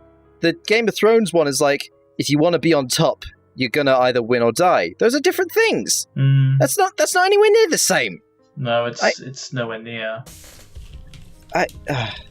The Hang original on, Wash It Down left a permanent scar on an entire generation of kids. It's not quite clear if this one will have the same kind of lasting effect. What? I mean, likely not, because it'll be like, rated and a bit more easily accessible. And this is the thing. I believe Watership Down had the impact it had because the advent of the internet just didn't exist back then. Like kids saw a cartoon with animals, they're gonna fucking watch it, and like parents are probably gonna do the same. Like, oh, here's a cartoon with with animals on it. Here you go, kids, go watch. And they'll be like sitting in the corner, like half paying attention and stuff. So, no. This is not going to have the same impact because we're in the age of information. There's going to be things of people going, in the information era. No. They're going to be going, well, no, I'm not going to let my kids watch it because it's, violent and all this other shit. Like, I'll probably watch that to see what it's like because the original Watership Down is actually pretty good. But, I don't think it's going to have the same impact by any means. Fucking journalists being journalists. I love the line, and it goes full-blown Game of Thrones, but with rabbits. Like, that is just... I want to see a rabbit get sucked by a dragon. I don't know highlights about everything wrong with journalists nowadays. Yeah. This is an extreme. Start reviewing the actual product instead of comparing it to other products, please. Yeah, it's getting ridiculous. Like, fucking... Okay, I guess with this we'll lead on to what got revealed at Game Awards. One of the things that got revealed at Game Awards... No, hold the fuck on. No. We have to talk about one thing before we move on to Game Awards, because this pisses me off to no end. And that is CSGO's Battle Royale. Ah, yeah. Why does this piss you off, CSGO's Battle Royale? We haven't got an update in 2 years! It has been 2 years since we've got a legitimate, actual update. And they make it free to play, and they put us into a Battle Royale game mode. What? So, when you say update, do you mean balance patches to the regular game? No, I mean as in there is contracts for us to do, there's a whole slew of skins, they add new game modes, they add a whole bunch of new shit, but instead of sticking to that, they completely toss that system away after waiting 2 years for more shit, and we get Battle Royale. We get some skins on the side, we get a half-baked Battle Royale that's actually garbage. This is fucking horrible. So it's just them jumping on the BR wagon then, isn't it? Yes, and they made it horrible. I mean, most companies who jump on the Battle Royale bandwagon, it doesn't turn out. It's an 18-player match. Decent. It is an 18-player match that takes about 10 minutes. What? Well then, that's... It's so poorly done. Oh, and they added a Prime status to the game. What's anyone that? wants to pay for that. It's $15 and just they're matched with other players that are exclusive to Prime. So basically, the reason why they added Prime was so that you could beat out cheaters in matchmaking and that you wouldn't have to deal with them because you'd have to play until I think rank 20 or some shit like that. No, it wasn't rank 20. Oh, okay. It was rank 3 that you can go into competitive, and then it was rank 20 that you could go into prime matchmaking. And with prime matchmaking, you had to get level 20, meaning you have to play a shitload of the game prior, so you wouldn't be placed against hackers typically, unless if they just said, fuck it, let's buy an account with prime on it, which was typically not done, because you would just get fresh accounts. But now that they've added a free-to-play system, and now that you can buy prime status, this completely bypasses that system. If you want to just go fuck with some people. Which you were already planning on doing if you were to buy an account anyways, but you don't have to do that now. So, I'm kind of pissed off about this. It's just... They should have added contracts. They really should have. They should have had it like an old operation, which added some cool shit to it, keep in mind. Like, there was some missions in there that you could do for contracts that were genuinely fun. Like, it was co-op. It was co-op versus AI. Like, there was some cool things in there. And then they ruined it by giving us Battle Royale after waiting 2 years for another operation. What? I guess, shocker, Valve doesn't care about their player base. That or they've decided to do this so long ago in Valve time, it took so goddamn long to make out that it doesn't matter. Yep. Wow. I'm fucking livid about this. Well, I guess, speaking of livid, unless any of you guys have anything else to say about it, because I got nothing. I don't even play CSGO anymore, and it just fucking angers me that this is how Valve is treating their game now. Well, speaking of livid, we'll move on to Game Awards, like reveals and stuff, and one of the things that some fans are livid of is the fact that Marvel Ultimate Alliance 3 got announced, but it's a Switch exclusive. What? Excuse me? Yeah, it's exclusive. Didn't you see that part? No. It's a Nintendo Switch exclusive. I have a roommate who he's not pissed off, but he's annoyed because he liked the first two. So if he wants to play the third one, he needs to buy a Switch. Again, I'm in the same camp as I've said a couple weeks before. Like, bring up the example of Bayonetta 2. I would rather the game exist and being exclusive than not exist at all. So that's fair. I know it's like for a lot of people that's like, oh, I don't own a Switch, I'm gonna have to pony up more money. It's like, well, would you rather have to save up and then pony up more money to get another console essentially where you can get an even more, if you save up even more, you can get even more games that aren't on other systems that are genuinely good by reputation? Or would you rather it not exist at all and the fan base feel like they're being just not heard? And yeah, the console is an investment. You can always sell it at a later date for a portion of the price. But I don't think it's too bad. It will be an obstacle to actually get that original purchase of the Switch. I mean, I'm not particularly big on the Switch, but if I had the spare money lying around, I would seriously consider getting one because they look fun as fuck.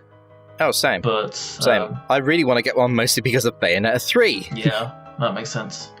So, but yeah, that's a Switch exclusive. But what likely will not be any kind of exclusive, well, it'll probably be like a timed exclusive, is Crash Team Racing Nitro Fueled.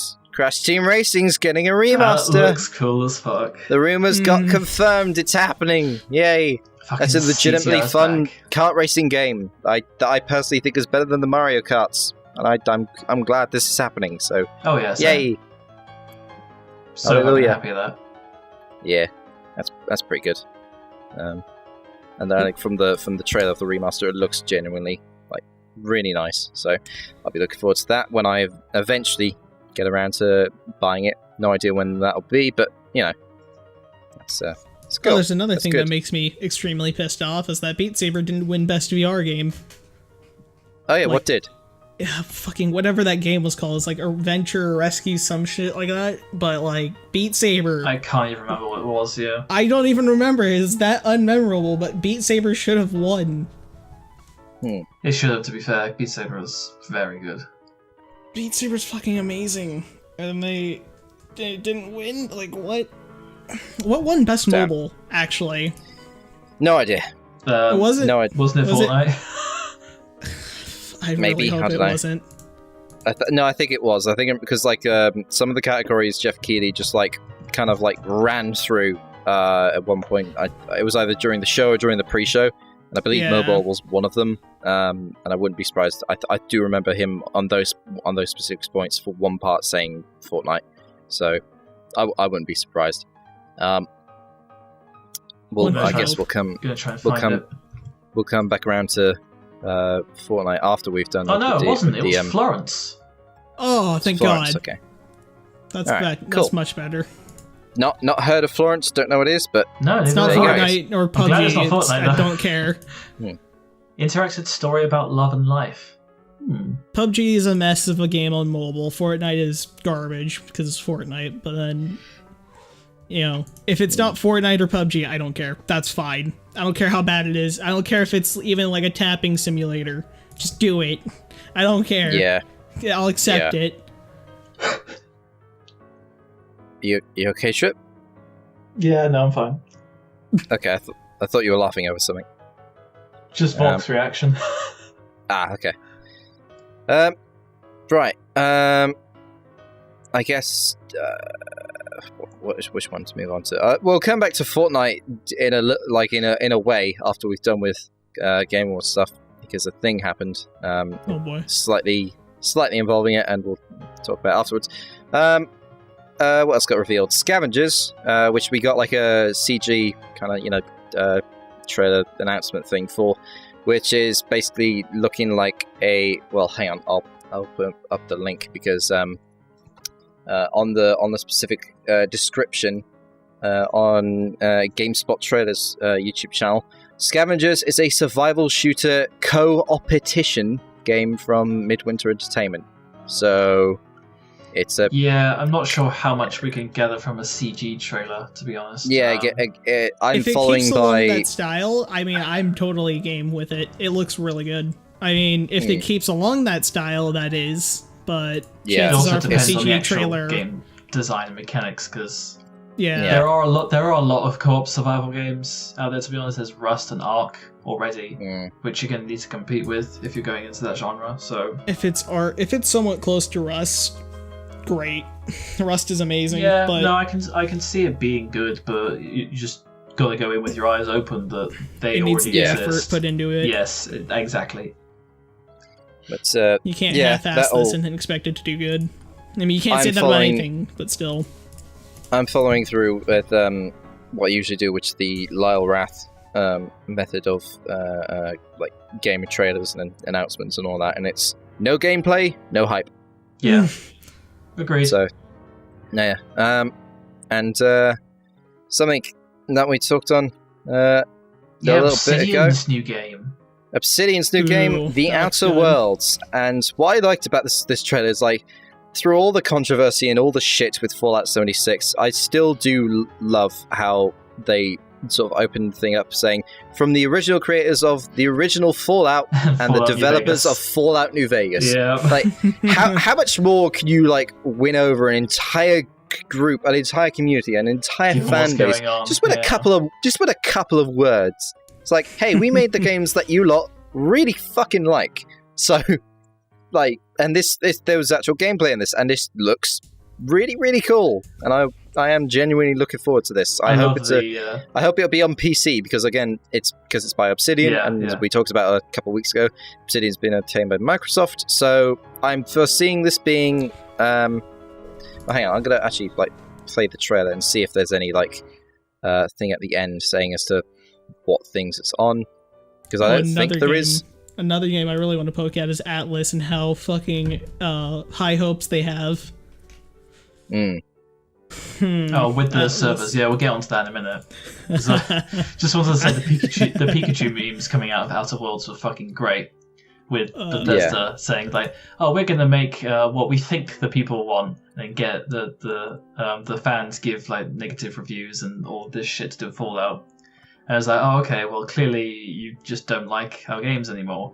And then Obsidian come out with Outer Worlds, and a fucking amazing reception. Like everyone's loving it so far, and it's just Bethesda being with the Pikachu face. Like, what?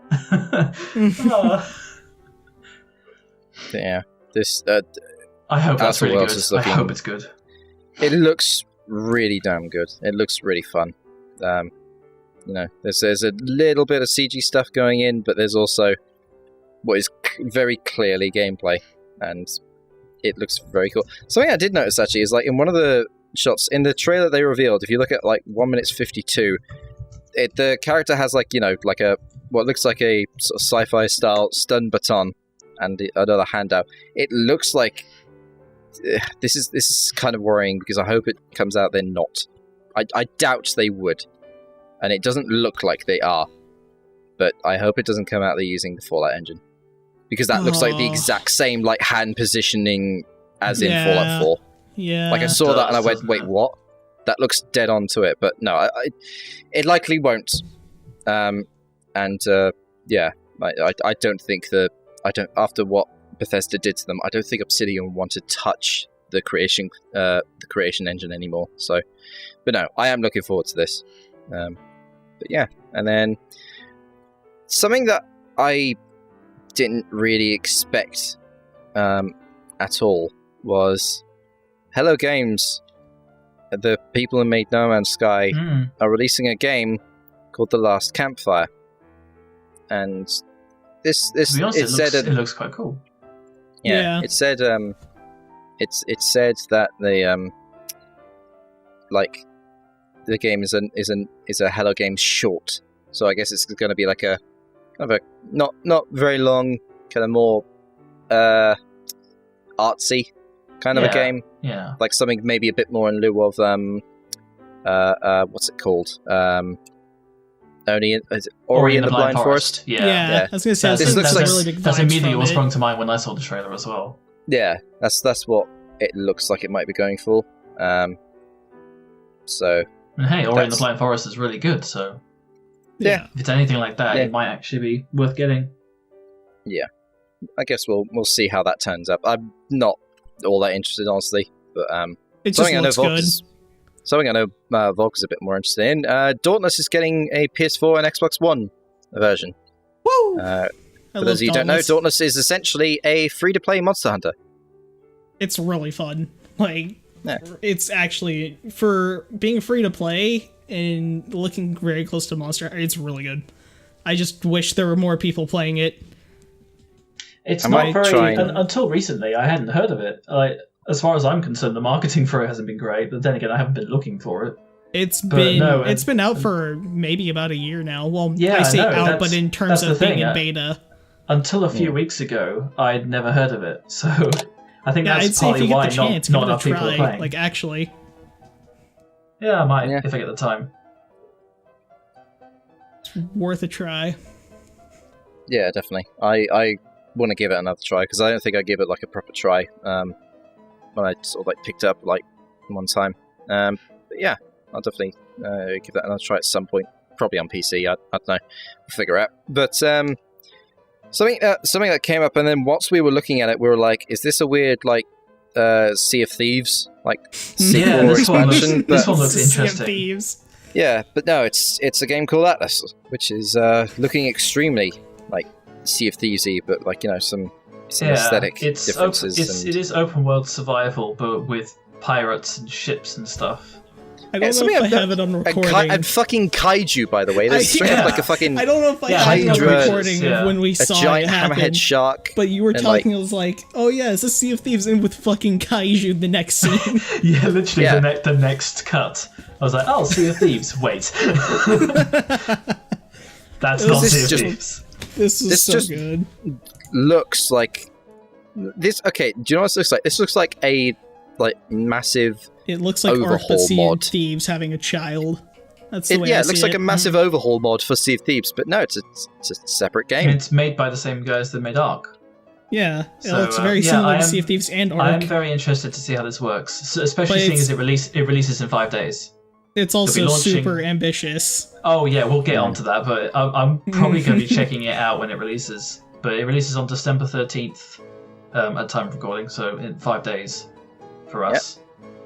On Steam, Xbox One, and is it on? No, it just says Steam and Xbox One, which is unfortunate. But I don't But think no, I Ark think has I'll be checking it PS4 out. port to it. But one thing that did catch our attention was the fact that the map sizes in the servers of Atlas will be 1,200 times the size of an Ark server map. This is their words, Which not ours. is... Yeah, Yeah. I'm quoting from their article on it, from their release. And What? yeah, it just Excuse me? seems... That seems incredible. It also says they'll be able to support up to 40,000 concurrent online players on the same server. Are you using NASA That's- supercomputers? I want to know what kind of With computers you're quantum using. tech. Can I please have one? Because my god, that is some processing power. That is I also that's a can't surreal amount. bear to think how 40,000 people's netcode and uplink is gonna. Jesus. God. I do not envy the person that has to code that. I really don't. Because my God, to be able to support that amount of players, how many average how many people like log into WoW servers on an hourly basis? Like, do we know? Just as like a comparison, I just thought the biggest MMO I could. Like average number of WoW players at any one time. I would assume like after DLC launch would be good. You look up that block. I'm going to see what the actual like largest MMO RPG is right now. I see only a downward trend on this page. I'm not going to trust that. I was going to say with the recent DLC Battle for Azeroth, I doubt that's true. Yeah, no. Breaking 2 million concurrent players for PUBG. That can't be right because this is in February, but this is as close as I'm going to get. Well, Blizzard's also shady shit, by the way. They don't really tell us anything. So getting an actual chart for data like this is basically impossible. Yeah, that's true. Okay, hang on. I've got top 10 most popular MMORPGs ranked by total active users. It's giving me like a 10 upwards, so I'm going to have to go through a couple pages. Is that active users of all time, or like on a daily basis? Concurrent players. Yeah. Okay. So, hang on. Oh, EVE Online is number 8. That's weird, I thought it'd be higher. I haven't even played that. I haven't even Black Desert seen Online. Black Desert Online is 7. RuneScape is 6. That's still a thing. Lord of the Rings Online. Really? I've not heard of this. I've heard about it. I've heard it's hot garbage. Game, I've heard it's garbage. Yeah, apparently it's bad but popular for some reason. 4 is Final Fantasy 14. 3rd is Elder Scrolls Online. 2nd is Guild Wars 2. And then 1st is World of Warcraft. That is to be expected. This article was published on May 17th of this year. So yeah, it just feels like that's a lot of processing power you're going to need. Those are some big servers right there. Yep. 1,200 times the size. That's huge. I hope there's a fast travel system. I think it would be a misstep if they didn't put it in. Yeah. Honestly, I feel like they would need one. But yeah. Well, slightly moving on to something that I'm seriously looking forward to. Another Epic Games one, isn't it? Is it? I think so. Yeah, I think. I'm looking at the one directly underneath the Atlas. Yeah, Hades. Yeah, it's on Epic Games. It's available on Alexis on the Epic Game Store. Yeah, I'm seriously looking forward to this. It's in beta right now. In fact, you can actually play it. It looks fucking cool. Yeah, I love the aesthetic, like the art style, the look, the fucking music in the trailer is fucking killer.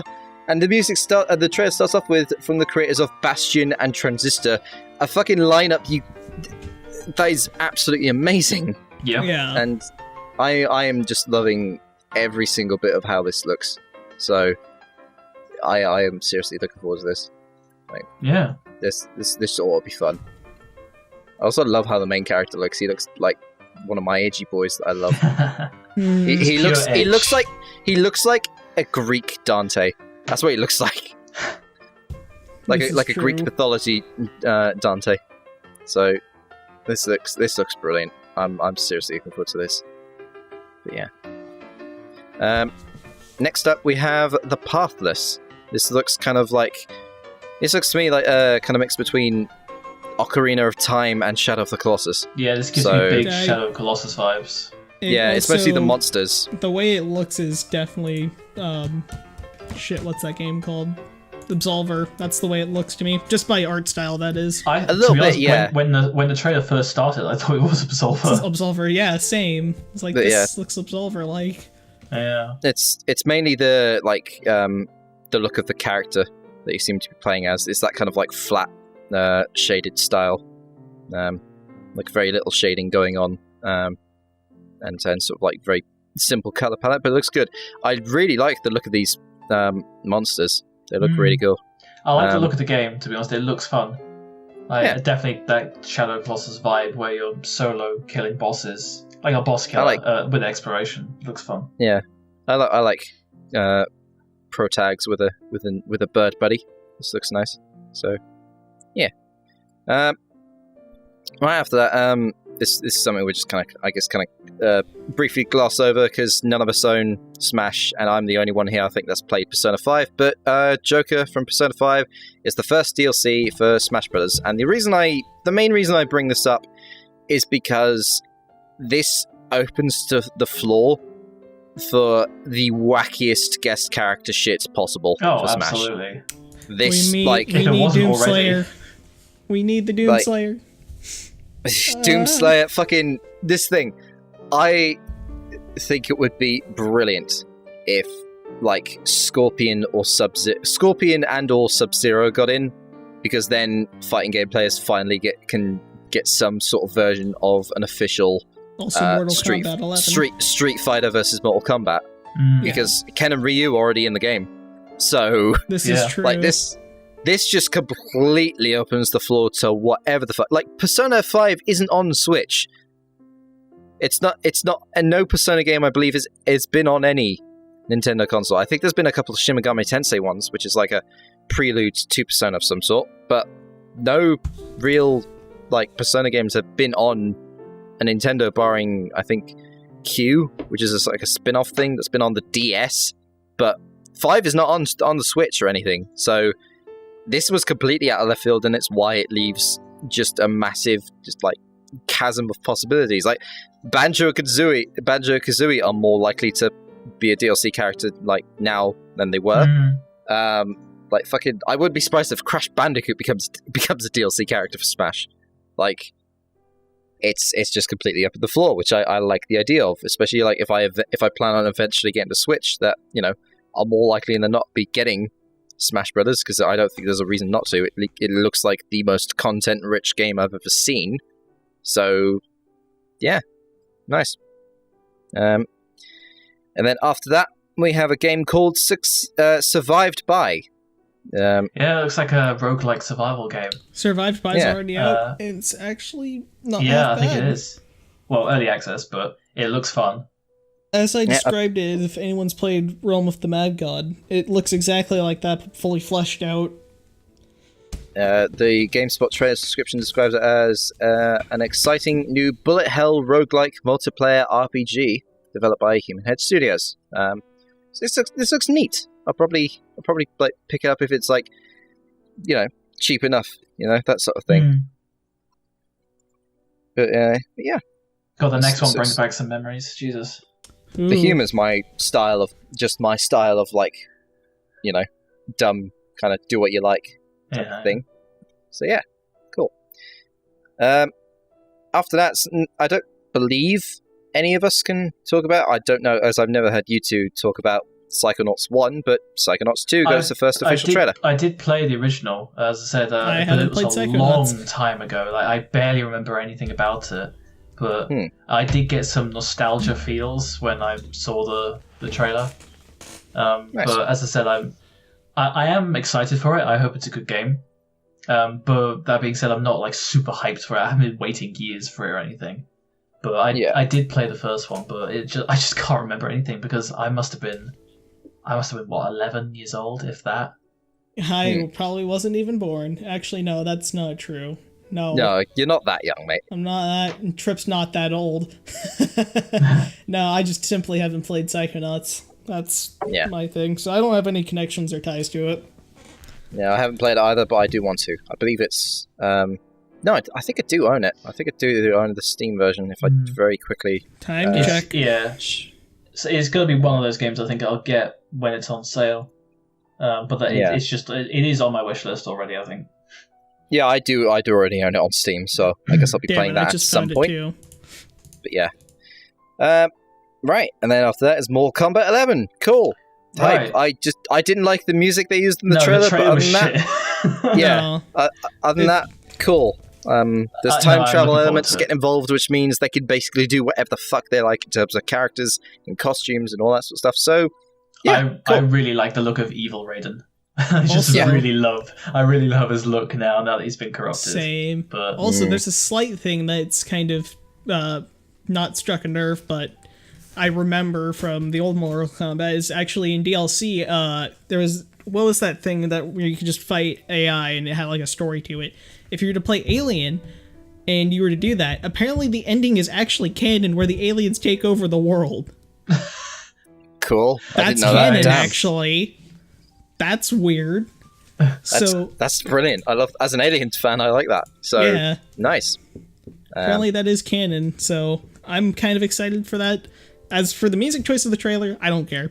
I honestly care the less. music was. I don't know what they were thinking. I just don't think it was like, you know, it's not. I don't think it's appropriate. Like fucking hip hop and Mortal Kombat go together like they cheese don't and crackers. go together, but it kind of flow well, I guess. The idea goes well together. I just don't think the song itself is like it's not even bringing released the yet. kind of It's energy that specifically you would made want. for this. To be honest, I'm not a huge fan of hip hop or rap in the first place, so I would just prefer not to see it. Like, to me, I immediately thought back to the Assassin's Creed movie trailer with Kanye singing in the background and how fucking cringy that was, and it just made me think of that. And it basically took away the enjoyment from the trailer. I watched it again after Game Awards, but muted, and it was so much better. So listen to your own like heavy metal in the background. Listen to BFG Division by Mick Gordon in the background. It's so much better. Well, what doesn't get better with BFG Division? That's also in the true. background? This is true. I don't mind it.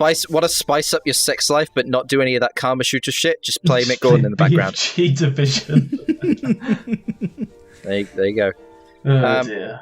It flowed well. That's it. Honestly. Well, speaking of things taking over the world, as you mentioned, we're Alien. Far Cry New Dawn. This looks cool. I'm excited. This looks interesting because I'm genuinely interested because like the story of Far Cry 5 is like genuinely something I still think about because of like the kind of connotations to it and that. It's a very real possibility nowadays, honestly. But that's this political. This thing. It's not the like themes and like ideas that itself is like, you know, relevant or possible. It's purely like the messages that the game is kind of like constantly saying. So I've still got Far Cry 5 sort of like mostly the ending stuff on my mind of like, you know, this doesn't make sense, but also it slightly does, but also why, but also cool sort of thing constantly going in my head. That's a lot of people's reactions to the ending of that game. Yeah, so I am very interested in, because like the main bad guy from Far Cry 5 shows up at the end of the trailer, Joseph Seed, and he's like, oh fuck, I was wrong, sort of a thing going on. And I don't know, the new the villains for it, well, they look like villains anyway, I'm going to assume they're the villains, are these twin sisters. So I'm interested, which is something that Far Cry 5 and Far Cry 4 originally I couldn't say, because this thing, I love Far Cry 3. I didn't think much of it before playing it, and then after beating it, I love that game, despite all its like Ubisoft like sandbox like just obvious, you know, tropes that they've introduced from that. I wasn't interested in 4 because I heard that the story was just very weak, and then I initially wasn't interested in 5, but then a mate gave it to me as a present, and that was very nice of him, and I played it, and I was like, I'm glad he did that. This is genuinely like something I'm still kind of thinking about. So yeah, I'm a bit more excited about this. I just wonder, see, this is the thing. My favorite parts of Far Cry 3 and 5 are how your protagonist kind of changes and impacts the game. So like in 3, the arc of Jason is very, very fucking good. I like that game's arc for the main character. With 5, your characters are mute, like customizable, whatever the hell, but it's still a sort of thing of like how the story moves because your character decides to like do something, impacts the even 4 has that in the sense where it's a sense of I'm fulfilling my mother's wish, but at the same time you have a grudge against someone who's been fucking with you the entire time, so you go either choose revenge or you just go to your mother's will, or you do both, either or. But still, you see the build up there as well, with depending on who you help. It kind of comes down to that control. It's not as extreme as 3, but it's definitely there. Yeah, but yeah, I'm interested. This is the main thing, though. I am probably gonna hold off on it until I find out, like, without any kind of spoilers, that hey, shit feels well written. Because that's always my main thing. Was like the gameplay is I'm just always kind of eh. I'm glad the shooting is nice, and like most of the like vehicle stuff feels okay to drive and all that good stuff. But my main thing has always been like I'm not gonna play it if the story just turns out to be kind of nothing. So I'm gonna hold off until I find out more about the story specifically. I just got Dark Void flashbacks. That game's mechanics was such a good idea, and then the story, the voice acting, the script, the way it used everything was just so bad. I was thinking of a certain game, and I now forgot about it. But yeah, there's definitely things like that. If it's got no substance to it, then there's like really no point in playing a game. Yeah. Well, speaking of a game with substance, Stanley Parable is coming to console with the title is like from Eurogamer is the Stanley Parable is coming to console next year with new bits. This is being published. Actually, the console version is being published by Crows. The people. What's his name? The guy who made Rick and Morty's his game development house. It's called the Stanley Parable Ultra Deluxe.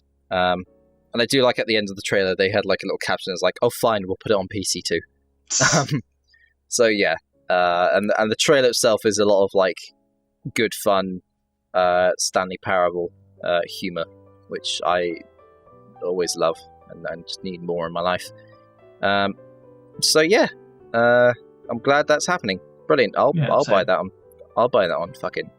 I actually don't know whether or not it's going to be like an update to the like PC version, or if it's going to be like a separate like version or what. But hopefully I'll be able to get it and play it, because I am more than perfectly fine with there being more endings to the Stanley Parable. So yeah. Speaking of things I'm like really looking forward to, something I'm extremely looking forward to is a lot of the multiplayer aspects of Devil May Cry 5 has been revealed. So basically, I really love this as a concept, specifically for this kind of game and this kind of series. So one of the multiplayer aspects is basically another player, as one of the other playable characters, can basically drop into your game if you have a substantial internet connection, and they can either help you fight the demons, or they can sit back and watch you fight the demons. And if they think if you fought those demons stylishly, they can give you essentially a thumbs up, and then you will get rewards from it. I fucking love this idea, because the entire point in the game, usually like prior to this, was you have to appease the stylish ranking god of the game. You have to like get the right ranks to like get the most points to get more moves, and use a variety of moves to basically be as stylish as hell whilst killing your enemies. And now this entirely relies upon other players. A person. It's basically a person's opinion of your gameplay. A person's opinion of whether or not you were fighting stylishly. I fucking love this. This is great. I genuinely think this is brilliant. This is such a smart idea. So, I'm seriously looking forward to that. Yeah, that sounds amazing. Like, it's great that you can like kind of drop in fighting side by side with someone else. I'm pretty sure there's going to be a way to get it so you can basically play Devil May Cry like multiplayer with a mate, which I am obviously looking forward to, because I have a feeling I know a couple people that will likely be getting this on like PS4. But I love that idea. I love that idea because it's so how to describe it? It's so reliant on someone else's opinion.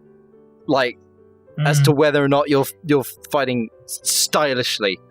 And like, this is going to be something for the actual Devil May Cry community to just fucking latch onto and like use this for like signifiers, you know, for the little community as like, you know, as little tidbits and fucking rites of passage even that the community will use. And I fucking love this. This is a brilliant idea. I got so excited when I found out about this, and that's brilliant. All right. We already talked about the Counter-Strike thing, so that's that article done. But I guess speaking on the Battle Royale thing, to speak on Fortnite. Yeah, I've got quite a bit to say about this. YouTube released their 2018 rewind, and it starts off with Will Smith saying he wants Fortnite in the video. This is probably this is definitely the worst rewind they've ever made, and it's probably one of the cringiest videos I've ever seen. End of.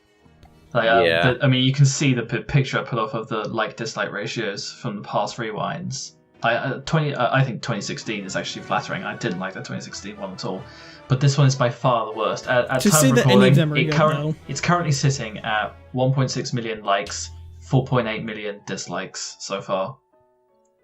That's terrible. It's so bad. So there are so many things wrong with it. I could actually rant about this for hours. We all could. Okay, for a start, why is Will Smith even in there? He doesn't belong. Don't get me wrong, I absolutely love Will Smith. I love his films. I love his acting style. He's great. I don't like it when he's in Fortnite, though.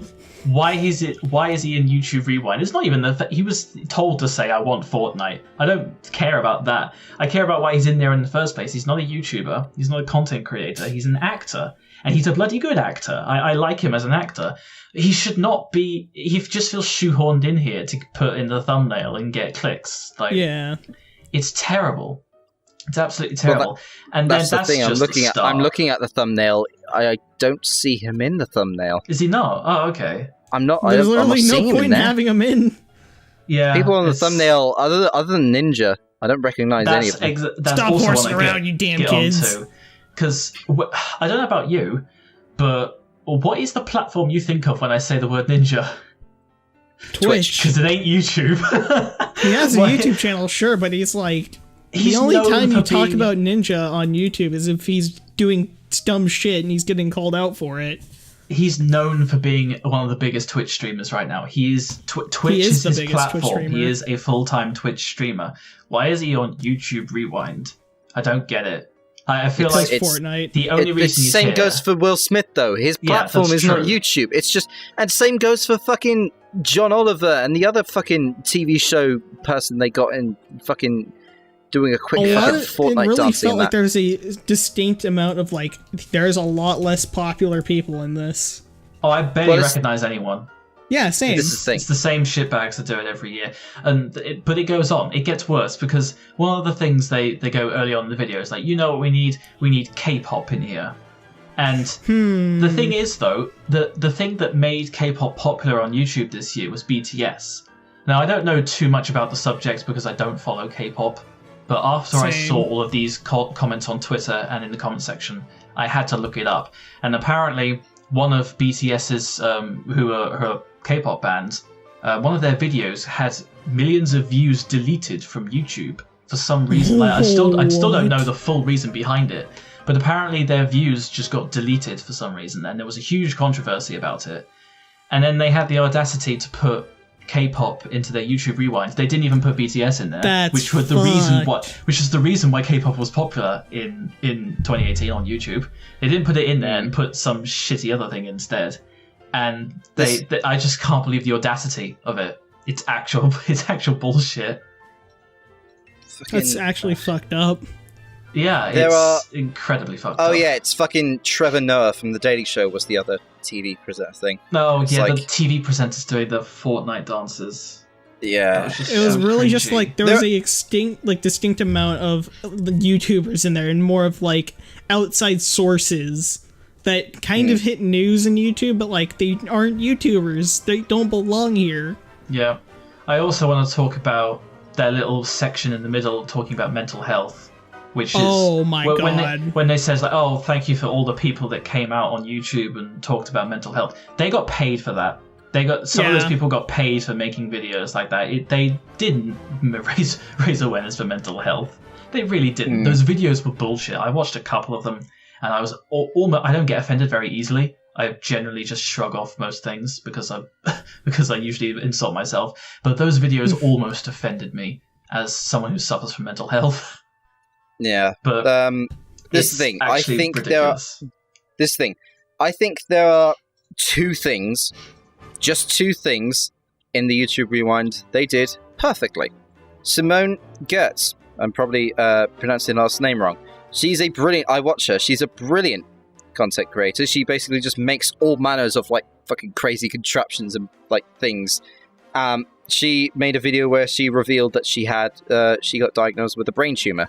Mm-hmm. And that was the only genuine thing in that entire video, was her thanking people for the great response that she got. That one from was people all over the world, from her fans and her family and everything. That was the only genuinely honest moment in that entire video. I'm glad it's in there.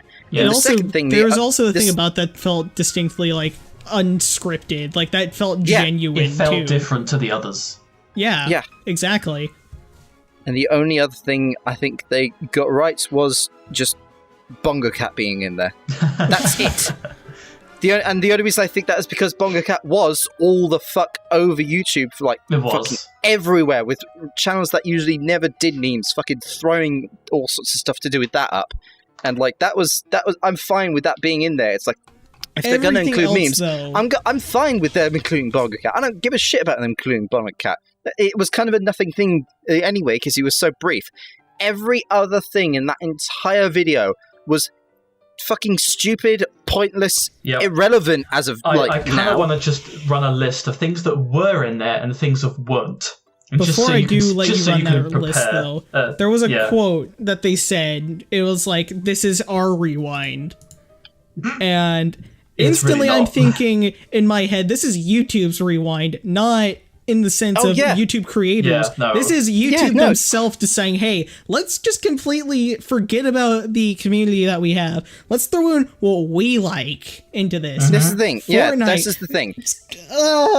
There's so many things wrong about that.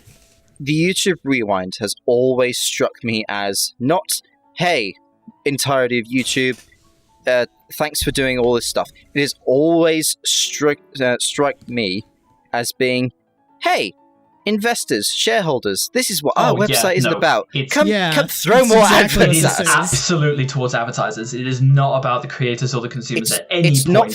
It's not for us. It's for the people they're trying to get more money from. It is extremely trying to be positive in a sense of like, this is advertiser friendly, not somebody filming a dead body in a suicide forest. Like, I want to get onto that because they don't actually rewind on things that mattered, because there was a huge controversy about that, and no matter like what your opinion on the matter is, it was a huge thing. It was a huge thing. So there's one thing I just want to briefly say that they have no justification for not doing when they wanted to bring in all these like little messages and that. The fact that they didn't acknowledge Total Biscuit whatsoever fucking sickens me. It's not only him, but I also want to go through the other things. Steven Hillenberg, Stefan Karl, Stan Lee, and Total Biscuit. What the actual fuck? Not one mention of any of them. That actually infuriates me. And they talk about mental health and all this bullshit that keeps us, that's our problems. And they completely ignore the fact of loss as well. Yeah. Total Biscuit was the guy that basically exposed one of the problems with YouTube's like copyright system and fixed it essentially for everyone else. He's the reason why that whole thing got just like blown out to shit, because some shithead like talentless dev tried to take his video down of like Gary's incident, and just here's the entire reason why a load of people are still able to make money off videos nowadays. And he's not even fucking brought up in any way whatsoever. In no capacity whatsoever. Along with also Stefan Karl and Steven Hillenberg, which I think is criminal. Also, the only political message I really think that should be included is that somewhere in the video they say, oh, all of this might not exist if Article 13 goes ahead. I would be perfectly fine. Yeah. No mention of that either. I would, if anything, I would genuinely love it if they brought that up. Yeah. Because it's honest. It's right. If Article 13 goes ahead, a lot of the shit that they show in the rewinds, a lot of the shit they try to represent, might genuinely just fucking disappear. So, if you're going to include a political message, why not the most fucking relevant one to your site? Yep. Some other things they didn't include. So no matter on your opinion on these matters, because half of these I don't give a shit about either, but I know a lot of people do, and they were very popular. So some other things they didn't include. They didn't include the entire Logan Paul thing. Or the Logan Paul versus KCI. Another thing that we're putting out as well, and it's kind of along with Article 13, but is net neutrality as well.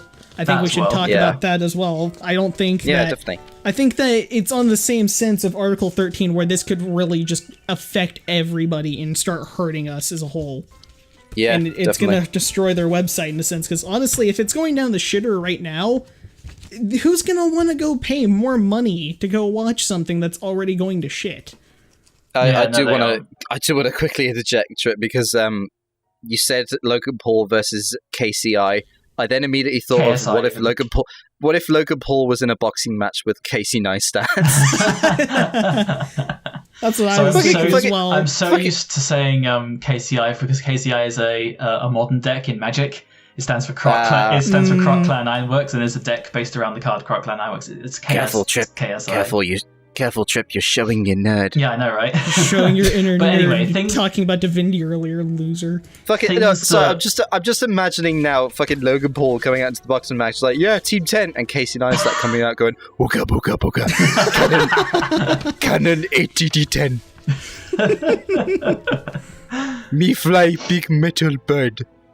Yeah, but it wasn't only the Logan Paul stuff as well. Shane Dawson, whatever your opinion on his what's it called, his documentary. So I fucking hate them personally, but the fact that they were so big, and also let's just ignore the biggest two channels on your platform, PewDiePie and T-Series. Like I've been seeing so much to do with that over the past about few days. PewDiePie at all. Nothing. I know one of the animators though managed to sneak his chair into one of their animations. That was Jane Animations, who in one of the little animation sections, which, by the way, I as much as I don't like how the animation segment was basically kind of like sectioned off to another meme, but I do like how they did put a lot more emphasis on the animation side, even though most of them are kind of just, most if not all of them, I believe, are Storytime animators, but still, I'm glad they got in there. But same. Like, okay. One of them snuck his chair in, and that is the only thing that. Yeah, Jaden Animations. She's on a little spinning chair animation. Oh my god! PewDiePie's chair. No! I forgot something entirely that they also ignored, and it's not an extremely huge thing that should really matter. But do you guys remember when FuzzyTube came back and had this complete manic breakdown?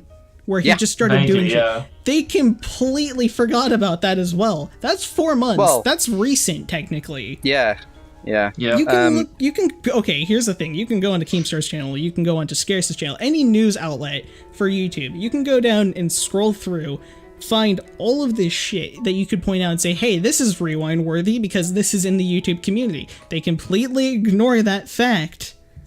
Yeah, it just sort of like hammers home how this is for the advertisers, but also, okay, I kind of get why YouTube themselves wouldn't put PewDiePie in it for like. I get that he's had controversy and all sorts of stuff. I get why they don't put him in it, but I just don't agree with it. This thing, I don't agree with it at all either. But this is the thing. This is kind of a tangent from the YouTube Rewind thing. See, YouTube have given back. I can't remember which Paul Brothers it is, but they have like a basically a series version of The Thinning. They gave that back to them, despite the fact that they showed a fucking dead body in the forest. But no, PewDiePie said a couple of like anti-Semitic, quote-unquote anti-Semitic jokes and accidentally said the N-word and then immediately apologized. But no. We won't give PewDiePie his series back from YouTube Red. But no, we'll give Logan Paul another fucking shitty movie. Yeah. It took years for Keemstar to apologize fully, and guess what? He didn't even own Drama Alert. He just recently of this year, like, actually got ownership to that channel because he was doing it through someone else because his name was like banned from the site. Yeah. Speaking of Keemstar and the people he associates with, actually, any of you watch the kill stream sometimes? No. Heard of it? Well, I know Never heard of it Keemstar even. was one of the people that exposed Matt Mundane and his copyright flagging. Did any of you read about that? Okay, I've heard about that. Yeah. Yeah, Yeah, I've that heard was about also something else that maybe, again, not suitable for Rewind, but that's something else big on YouTube where Matt Mundane has been... They could have at least... He's been falsely flagging Here's the thing. people With for all the years. things that we're mentioning, they could have at least put like some form of a cameo in. Like, I wouldn't say it's a full-on thing that they should have played, but they could have at least put it in as a background detail. Or some kind You of can reference. work that in. Yeah. Because there are a bunch of memes from Ethan Ralph and Matt Mundane, for the Matt Mundane thing, because he was exposed live on stream as being a false flagging campaigner, and just doing all of the reporting videos because they criticized him or he found something mildly offensive, and it essentially ruined some people's channels because they couldn't monetize anything. Like, this is back before started before the adpocalypse, so it's worse even now. But some people had their entire channels flagged by him because he didn't like what they said, and it basically ruined their income, and he was exposed for that, and quite rightly he's been ostracized, and that happened live on stream, and it was fucking glorious to watch, to be honest. But yeah, nothing I has saw to do with highlights that of at all. and it was amazing. This is the thing. The main reason why I fucking despise YouTube is I wouldn't hate them anywhere near as much if they just weren't such fucking hypocrites. Like, no, absolutely. And the PewDiePie versus Logan Paul sort of thing just proves it 100 times over when it was already proved like 200 times over beforehand. If they were just... I don't mind them being such controlling fucking idiot pricks about their website, but when they're not consistent, when they're letting fucking corporations and people who are just bringing a ton of money into their site do basically whatever the fuck they like with little to no punishment, and then somebody who just hasn't been following like YouTube's like, I guess, views from the get-go just does something slightly fuck up, basically terminate their channel. Yep. I fucking hate this shit. I found YouTube is as fucking consistent as fucking week old milk. I love how all of these things that they missed as well. Let's talk about what they actually put in. Oh no, So hold on. the little- Because this is back onto the topic of the mental health bullshit. Okay, yeah. Does anybody remember BetterHelp? Yeah. Yeah. And the fucking fiasco that went along with that. Yeah. And they're talking about, mental health is such a big thing. I don't know if you guys heard the specifics of the BetterHelp organization, of how people weren't even, like, they were showing up for their, what's the term? They're showing up for their appointment, and the people that were supposed to be helping them, anything there, they weren't supposed, they were not showing up to their appointments. The people supposed to help them. There were people getting charged double, even, to go to these things, and they were getting zero help at all. It was just a cash grab and exploiting people for wanting to get better mentally. Mm-hmm. Oh my god, and they there's nothing that they did. Nothing to do with it at all. They talk about, mental health. This is such a good thing. Fucking Kanye's Roblox video reference. With fucking... With the... That fucking... That Vine group that Pyrocynical keeps ragging on. Yeah. What's her name? Lele I can't remember her name. I can't... Yeah. Yes, Lady Pons, that fucking twat. That fucking Fortnite dances in the forest, which, given what also happened in a forest, like, one would think you'd want to stay away maybe that from was a forest. subtle hint. Fucking hella thonk. And then could it get any worse after Fortnite dances in the Suicide Forest? It can't do. Fucking 30 seconds later, Baby Shark. Alright. Yeah. Alright. Okay. Hey, maybe this is what it is. So, Logan Paul went to the Japanese suicide forest and filmed a dead body. So, maybe YouTube just filmed themselves in the forest and killed all credibility they could have had. And uses with those dead Fortnite memes. dances. Like, honestly, the most interesting part of this video was the guy at the end making the rewind symbol out of clay. Like, that was the most interesting part of the video. what's his name? I can't remember the channel's name. Maybe it says in the description if I can find it. Because I don't know the name of the looking at the channel credits offhand. list, I recognize like 3 people. Oh, Tanacon, by the way. Oh yeah, That's another. Tanacon should have That's been another a thing. thing in itself. Yeah. It's just such a fucking shit fest.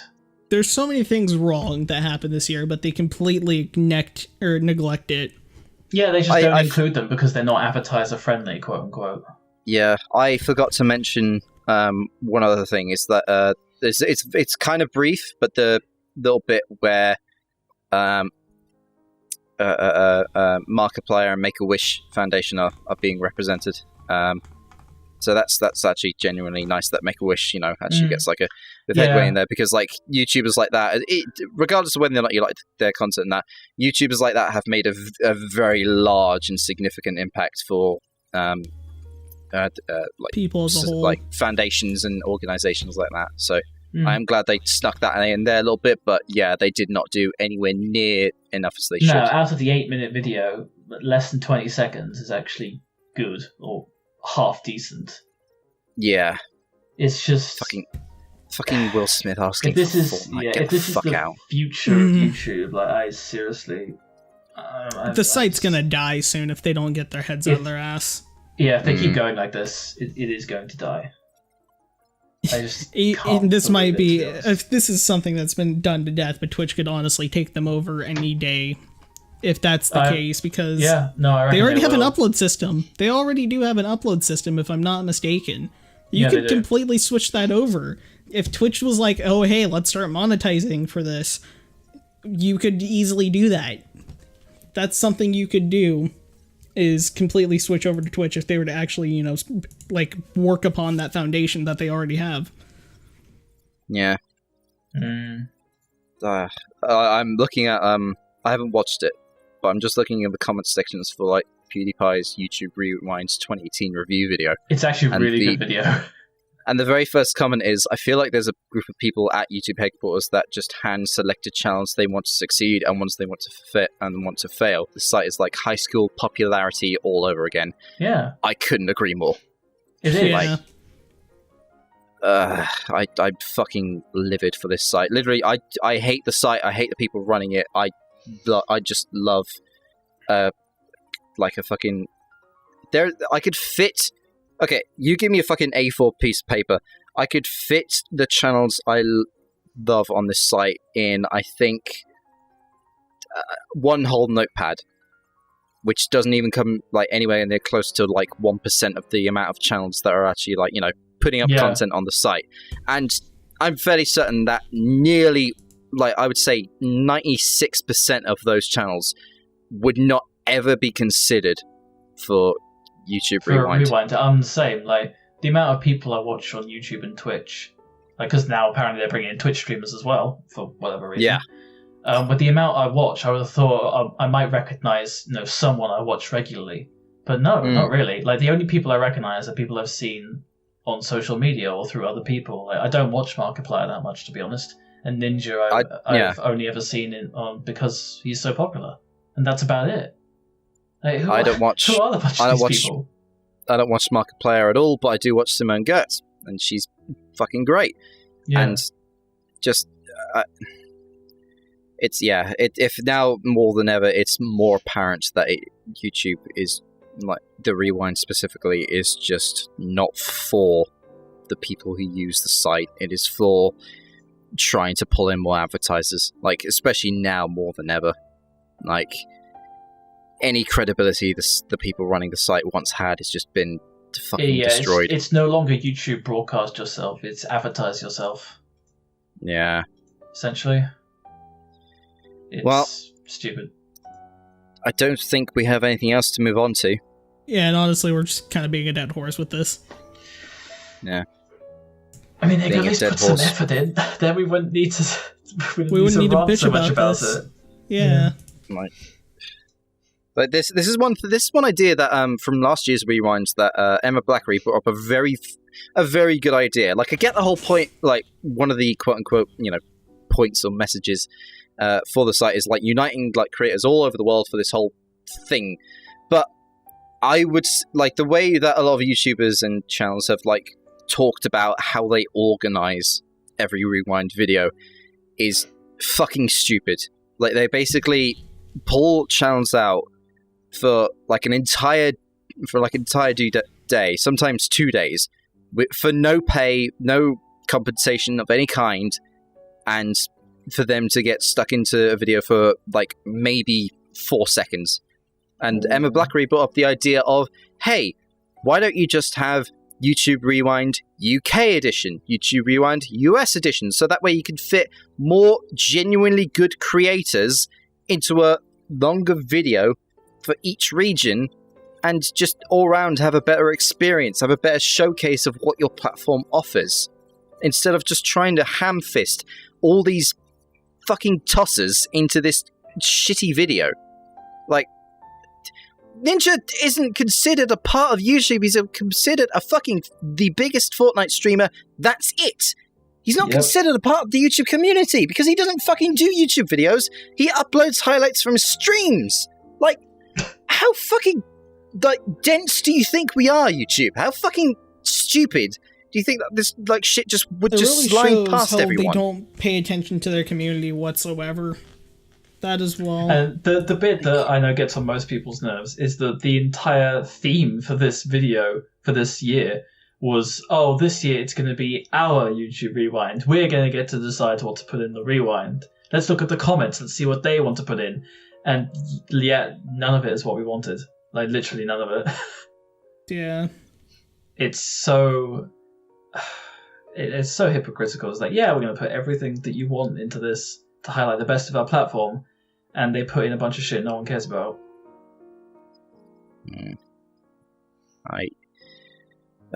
Okay. I think that's enough. I think we should. Let's move on to the questions. Something that might actually cheer us up. Yeah. I actually forgot about the questions. Shit. Well, I put that everyone in the server before we recorded. Well, and yeah, I read a few of them, but I was like, I completely forgot about them. I sent out a tweet, but nobody's responded to it yet, but that's fine. We'll go through the questions on the Discord. So, starting us off with from Squire Kangerson. What do you think or expect from the new Obsidian title, The Outer Worlds? I'm expecting quality. I'm expecting quality in writing, which I don't think is an unsafe bet by any means. I'm expecting something good. Which yes.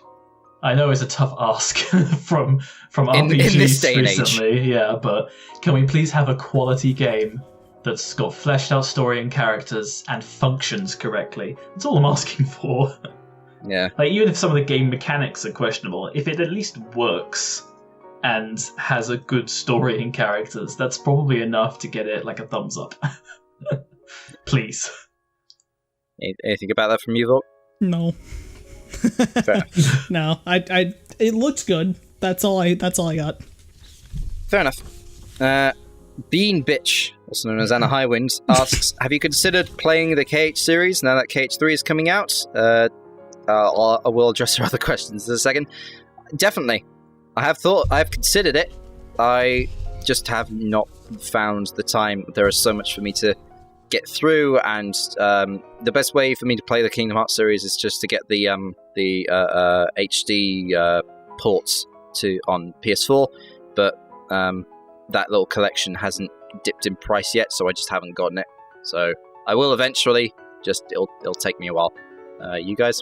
For me, not personally, for several reasons. So, firstly, it requires a lot of time investment, and that's time I don't have right now. Secondly, it seems confusing as all fuck, like which games to play in what order, and there's conflicting opinions on that, and I don't know, and it's kind of just not my cup of tea, to be honest. I'm not a huge fan of Disney to start off with, and I've barely played Final Fantasy. I've played a couple of the good ones, and that's about it. So, I don't know, it's not really for me. That being said, though, I'm going to watch the hell out of other people play it.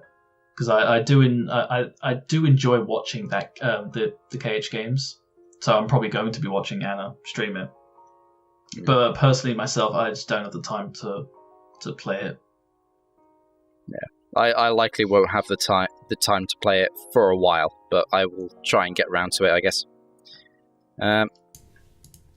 Why do you hate the bean joke so much? What have beans ever done to you? I don't. Beans haven't. I love Beans the haven't bean done joke. anything. Beans haven't done anything to me, and the reason I hate the bean joke so much is Done because to that death. seems to be your only joke. It Yeah, is it's all done she to needs. death. Yeah, Well, That's- anyone that's here why, that enjoys it. repetition is the killer of comedy. I'm afraid. The more you say the joke, the less funny it gets. I'm afraid. And then third one is, do you love me? Sure. Yeah, we I think love all of you, us Anna. do. There we go. Don might No, have a varying extent, though. Mo asks, talk about Smash. We did. Persona joke A from little Persona bit. 5 is getting into it. I was going to say, and, did we? Well, yeah, I we remember briefly, we Persona basically 5. did. It released if- yesterday, Yeah. and I have seen virtually nothing of it because I don't have a Switch, and I haven't. Yeah, and I same. haven't- If I I mean, I've if already I- said I've been so fucking busy the past few days. So literally having it released yesterday, I cannot talk about the game because I haven't seen anything of the game. I haven't had the time. I've seen bits of the game, it's just that a thing of like, I will become interested if I ever get to own a Switch. But before that, Oh yeah, if I You do know? ever get a Switch, it'll be one of the first games I get probably. But just at Yeah. the moment, I cannot comment because I haven't seen anything. From Mo also, will you play or have you played Persona 5? I have. I highly recommend it. I It was a lot of haven't. fun, especially, okay, coming from me, I generally don't like a lot of turn-based JRPGs. Like, the only ones I've Criminal. liked so far, the only ones I've liked so far are the one Final Fantasy I've played, 7, which is only kind of turn-based, not really. And then it's like, I like it because of like I played it as a kid. I like Pokemon, and the only other one is Persona 5. That game is incredibly stylish. The music is fucking great. The voice acting is brilliant. And yeah, so I highly recommend anyone to pick it up. It's very good. Bean Bitch again. What are the games you look forward to most in 2019? Devil May Cry 5. No hesitation, It's a no more Good thought needed. question. I am going I to actually a little bit don't of know. hesitation. Shit. Maybe Sekiro? Fair I'm enough. trying to think. Possibly? Wait, I don't wait. actually know. If it's true, and I swear to God, if they put it back another year, that's totally fine. But I'm gonna be a little bit miffed about it. I really hope Borderlands 3 is good. I really want that to come out next year. Like it's we haven't seen anything, and that's the thing that kills me, is because it's so led up to suspense. But that also makes me think that they're doing their hardest at it and not making it like the pre-sequel. So I have really high hopes for fucking Borderlands 3 to come out. So there's also one more. Oh, Anthem. Oh, Doom Eternal as well. I forgot. Oh, okay, yeah. yeah. Top 3 games: Yeah. Anthem, Borderlands 3, and Doom Eternal. Yeah, Hands I mean, down, those three. Sekiro, Doom Eternal, and something else. I don't actually know what. For me, probably Devil May Cry 5, Doom Eternal, and the only other thing I can think off my head that I'm really looking forward to is Metro Exodus. I forgot that's about fair. Metro Exodus, actually.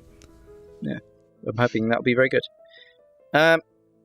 Right. Mo asks a question I think I know an answer to. I'm not sure. But favorite game this generation? Define generation. Let's say this. It's tough for me to say console generation because I don't believe you. Do you own a PS4 Trip? Or Yeah, like I any do, but I console? haven't. I don't really play much on it recently. Mm. I think the last. Okay, I get. Let's count. Say from. Let me think. Let's say from. From PS3 launch is easy. I can do PS3. I don't think that counts as this generation. Ugh. Yeah. Let's say, when did the PS4 release? Like PS4, Xbox One. When did they release? 2 years ago, roughly. About that time. Okay, so from 2 years ago onwards. Because for me, I think it's Bloodborne. Wait. Wait, what? PS4 and Xbox One came out 2 years ago. If memory serves, yeah. No. Wait, no, Let me check longer. that sheet. Longer. No. No. It's longer. I had a PS4 before I came to uni, and that was 5 years ago. Yeah. PS4 I was release gonna date say was it's even longer. Because 2013. So Destiny 2013 1, onwards. At least. Destiny 1 is getting 4 years old now. Okay, we were talking our ass there. So, yeah, Yeah, I'm gonna look it up. I think it's 2013. even longer than that. No, it says No. 2013. I did a Google search. Really? It's been about Yes. 4 or 5 years. PS4 release date. Oh, okay. God damn it. For some reason, let me damn them. PS4 release date. I thought it was longer than that. 15th of November 2013. Favorite game of this That is a good generation, Destiny question. 1. Easy. I honestly don't simple. know. Bloodborne. Hands down. I only played that game this year, and I fucking love it to pieces. I need to go back and play that. I've been playing Destiny 1 for 5 years, ever since launch. I got it because it's so close to my birthday, too. I hold it so close to my heart. I love Destiny 1. I guess since 2013. The thing is, all my favorite games came out before 2013. So Civ 5 question mark? When did Civ 5 come out? That didn't come out no, that was before 2013. I would probably say Divinity OS 2 then. Nice. Because I do really, really like that game, and it's the only game in recent years that I've sunk a lot of hours into. So that's Right. about I think that answers it. And something to relate on what we were talking about earlier. Sir Chancelot the Straight asks, on a scale of gay to mega gay, how gay was YouTube Rewound 2018? That scale isn't big Mega enough. homosexual. It was beyond Star Platinum gay.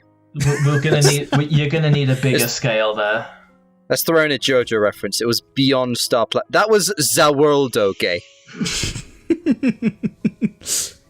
Alright, I and think mega lastly... homosexual fits, but, you know, It was that's an extent.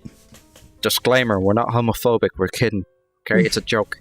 We're answering a question in the way they want us to answer. Yes, we are speaking their language. Give Me Biscuits finally asks, how did you come up with the name? I guess I'm the only one that can really answer that. Yep. So I wanted a podcast that talks about video game stuff, and I'm a massive Metal Gear fan. There you go. Easy money. Easy that's money. about it. Yeah. I really wanted a podcast for a long time, and that was just one of the names I came up with. I should at one point like get my documents together and like maybe briefly talk about the other sort of like names and stuff I had like planned for like Documents. possible. Well, yeah, because I like to get organized about planning in making stuff. Like, you should see my fucking Google Drive folders for all the stuff God. for all the fucking dumb Well, the videos I want to porn make. is- Oh, Oh yeah, sure, yeah. Because Volk, I am at a place where the internet is a fucking godsend. I would not have to, if I was into that, I wouldn't have to download shit. All right. This is true. Be smart about this. Like, this is true. the only thing I need to like download is Chrome for incognito mode, I guess. But no. Hey, that might be going away soon anyways. Wait, what? Wait, no. That's not how that works. What were you on Article about there? 13. Article 13 is just on my brain right now. That's not how that works Oh, either. No, that's not how it works. Well, to be fair, I To wouldn't be an extent, surprised I if could Article imagine it 13 would. tries to get rid of a ton of porn. Yeah. Like, it's affecting Advertiser memes friendly. and streams Yeah, all the and parodies. videos and All the parodies All are the going to be at risk. hentai memes. yeah, like Game of Bones is going to be copyright striked. the Phantom what was it called? I think the Metal Gear Solid 5 porn parody was called the Phantom Peen. I can't remember it is because Jim Sterling for a brief like period of his career reviewed video game porn parodies. One of them being an Overwatch one, another one was an MGS5 one. I'm pretty sure there was another one somewhere in there, but those were the two that that I remember clear as day in my head. So The Phantom Peen. Can that be the episode name, please? it might. Oh dear. It just might.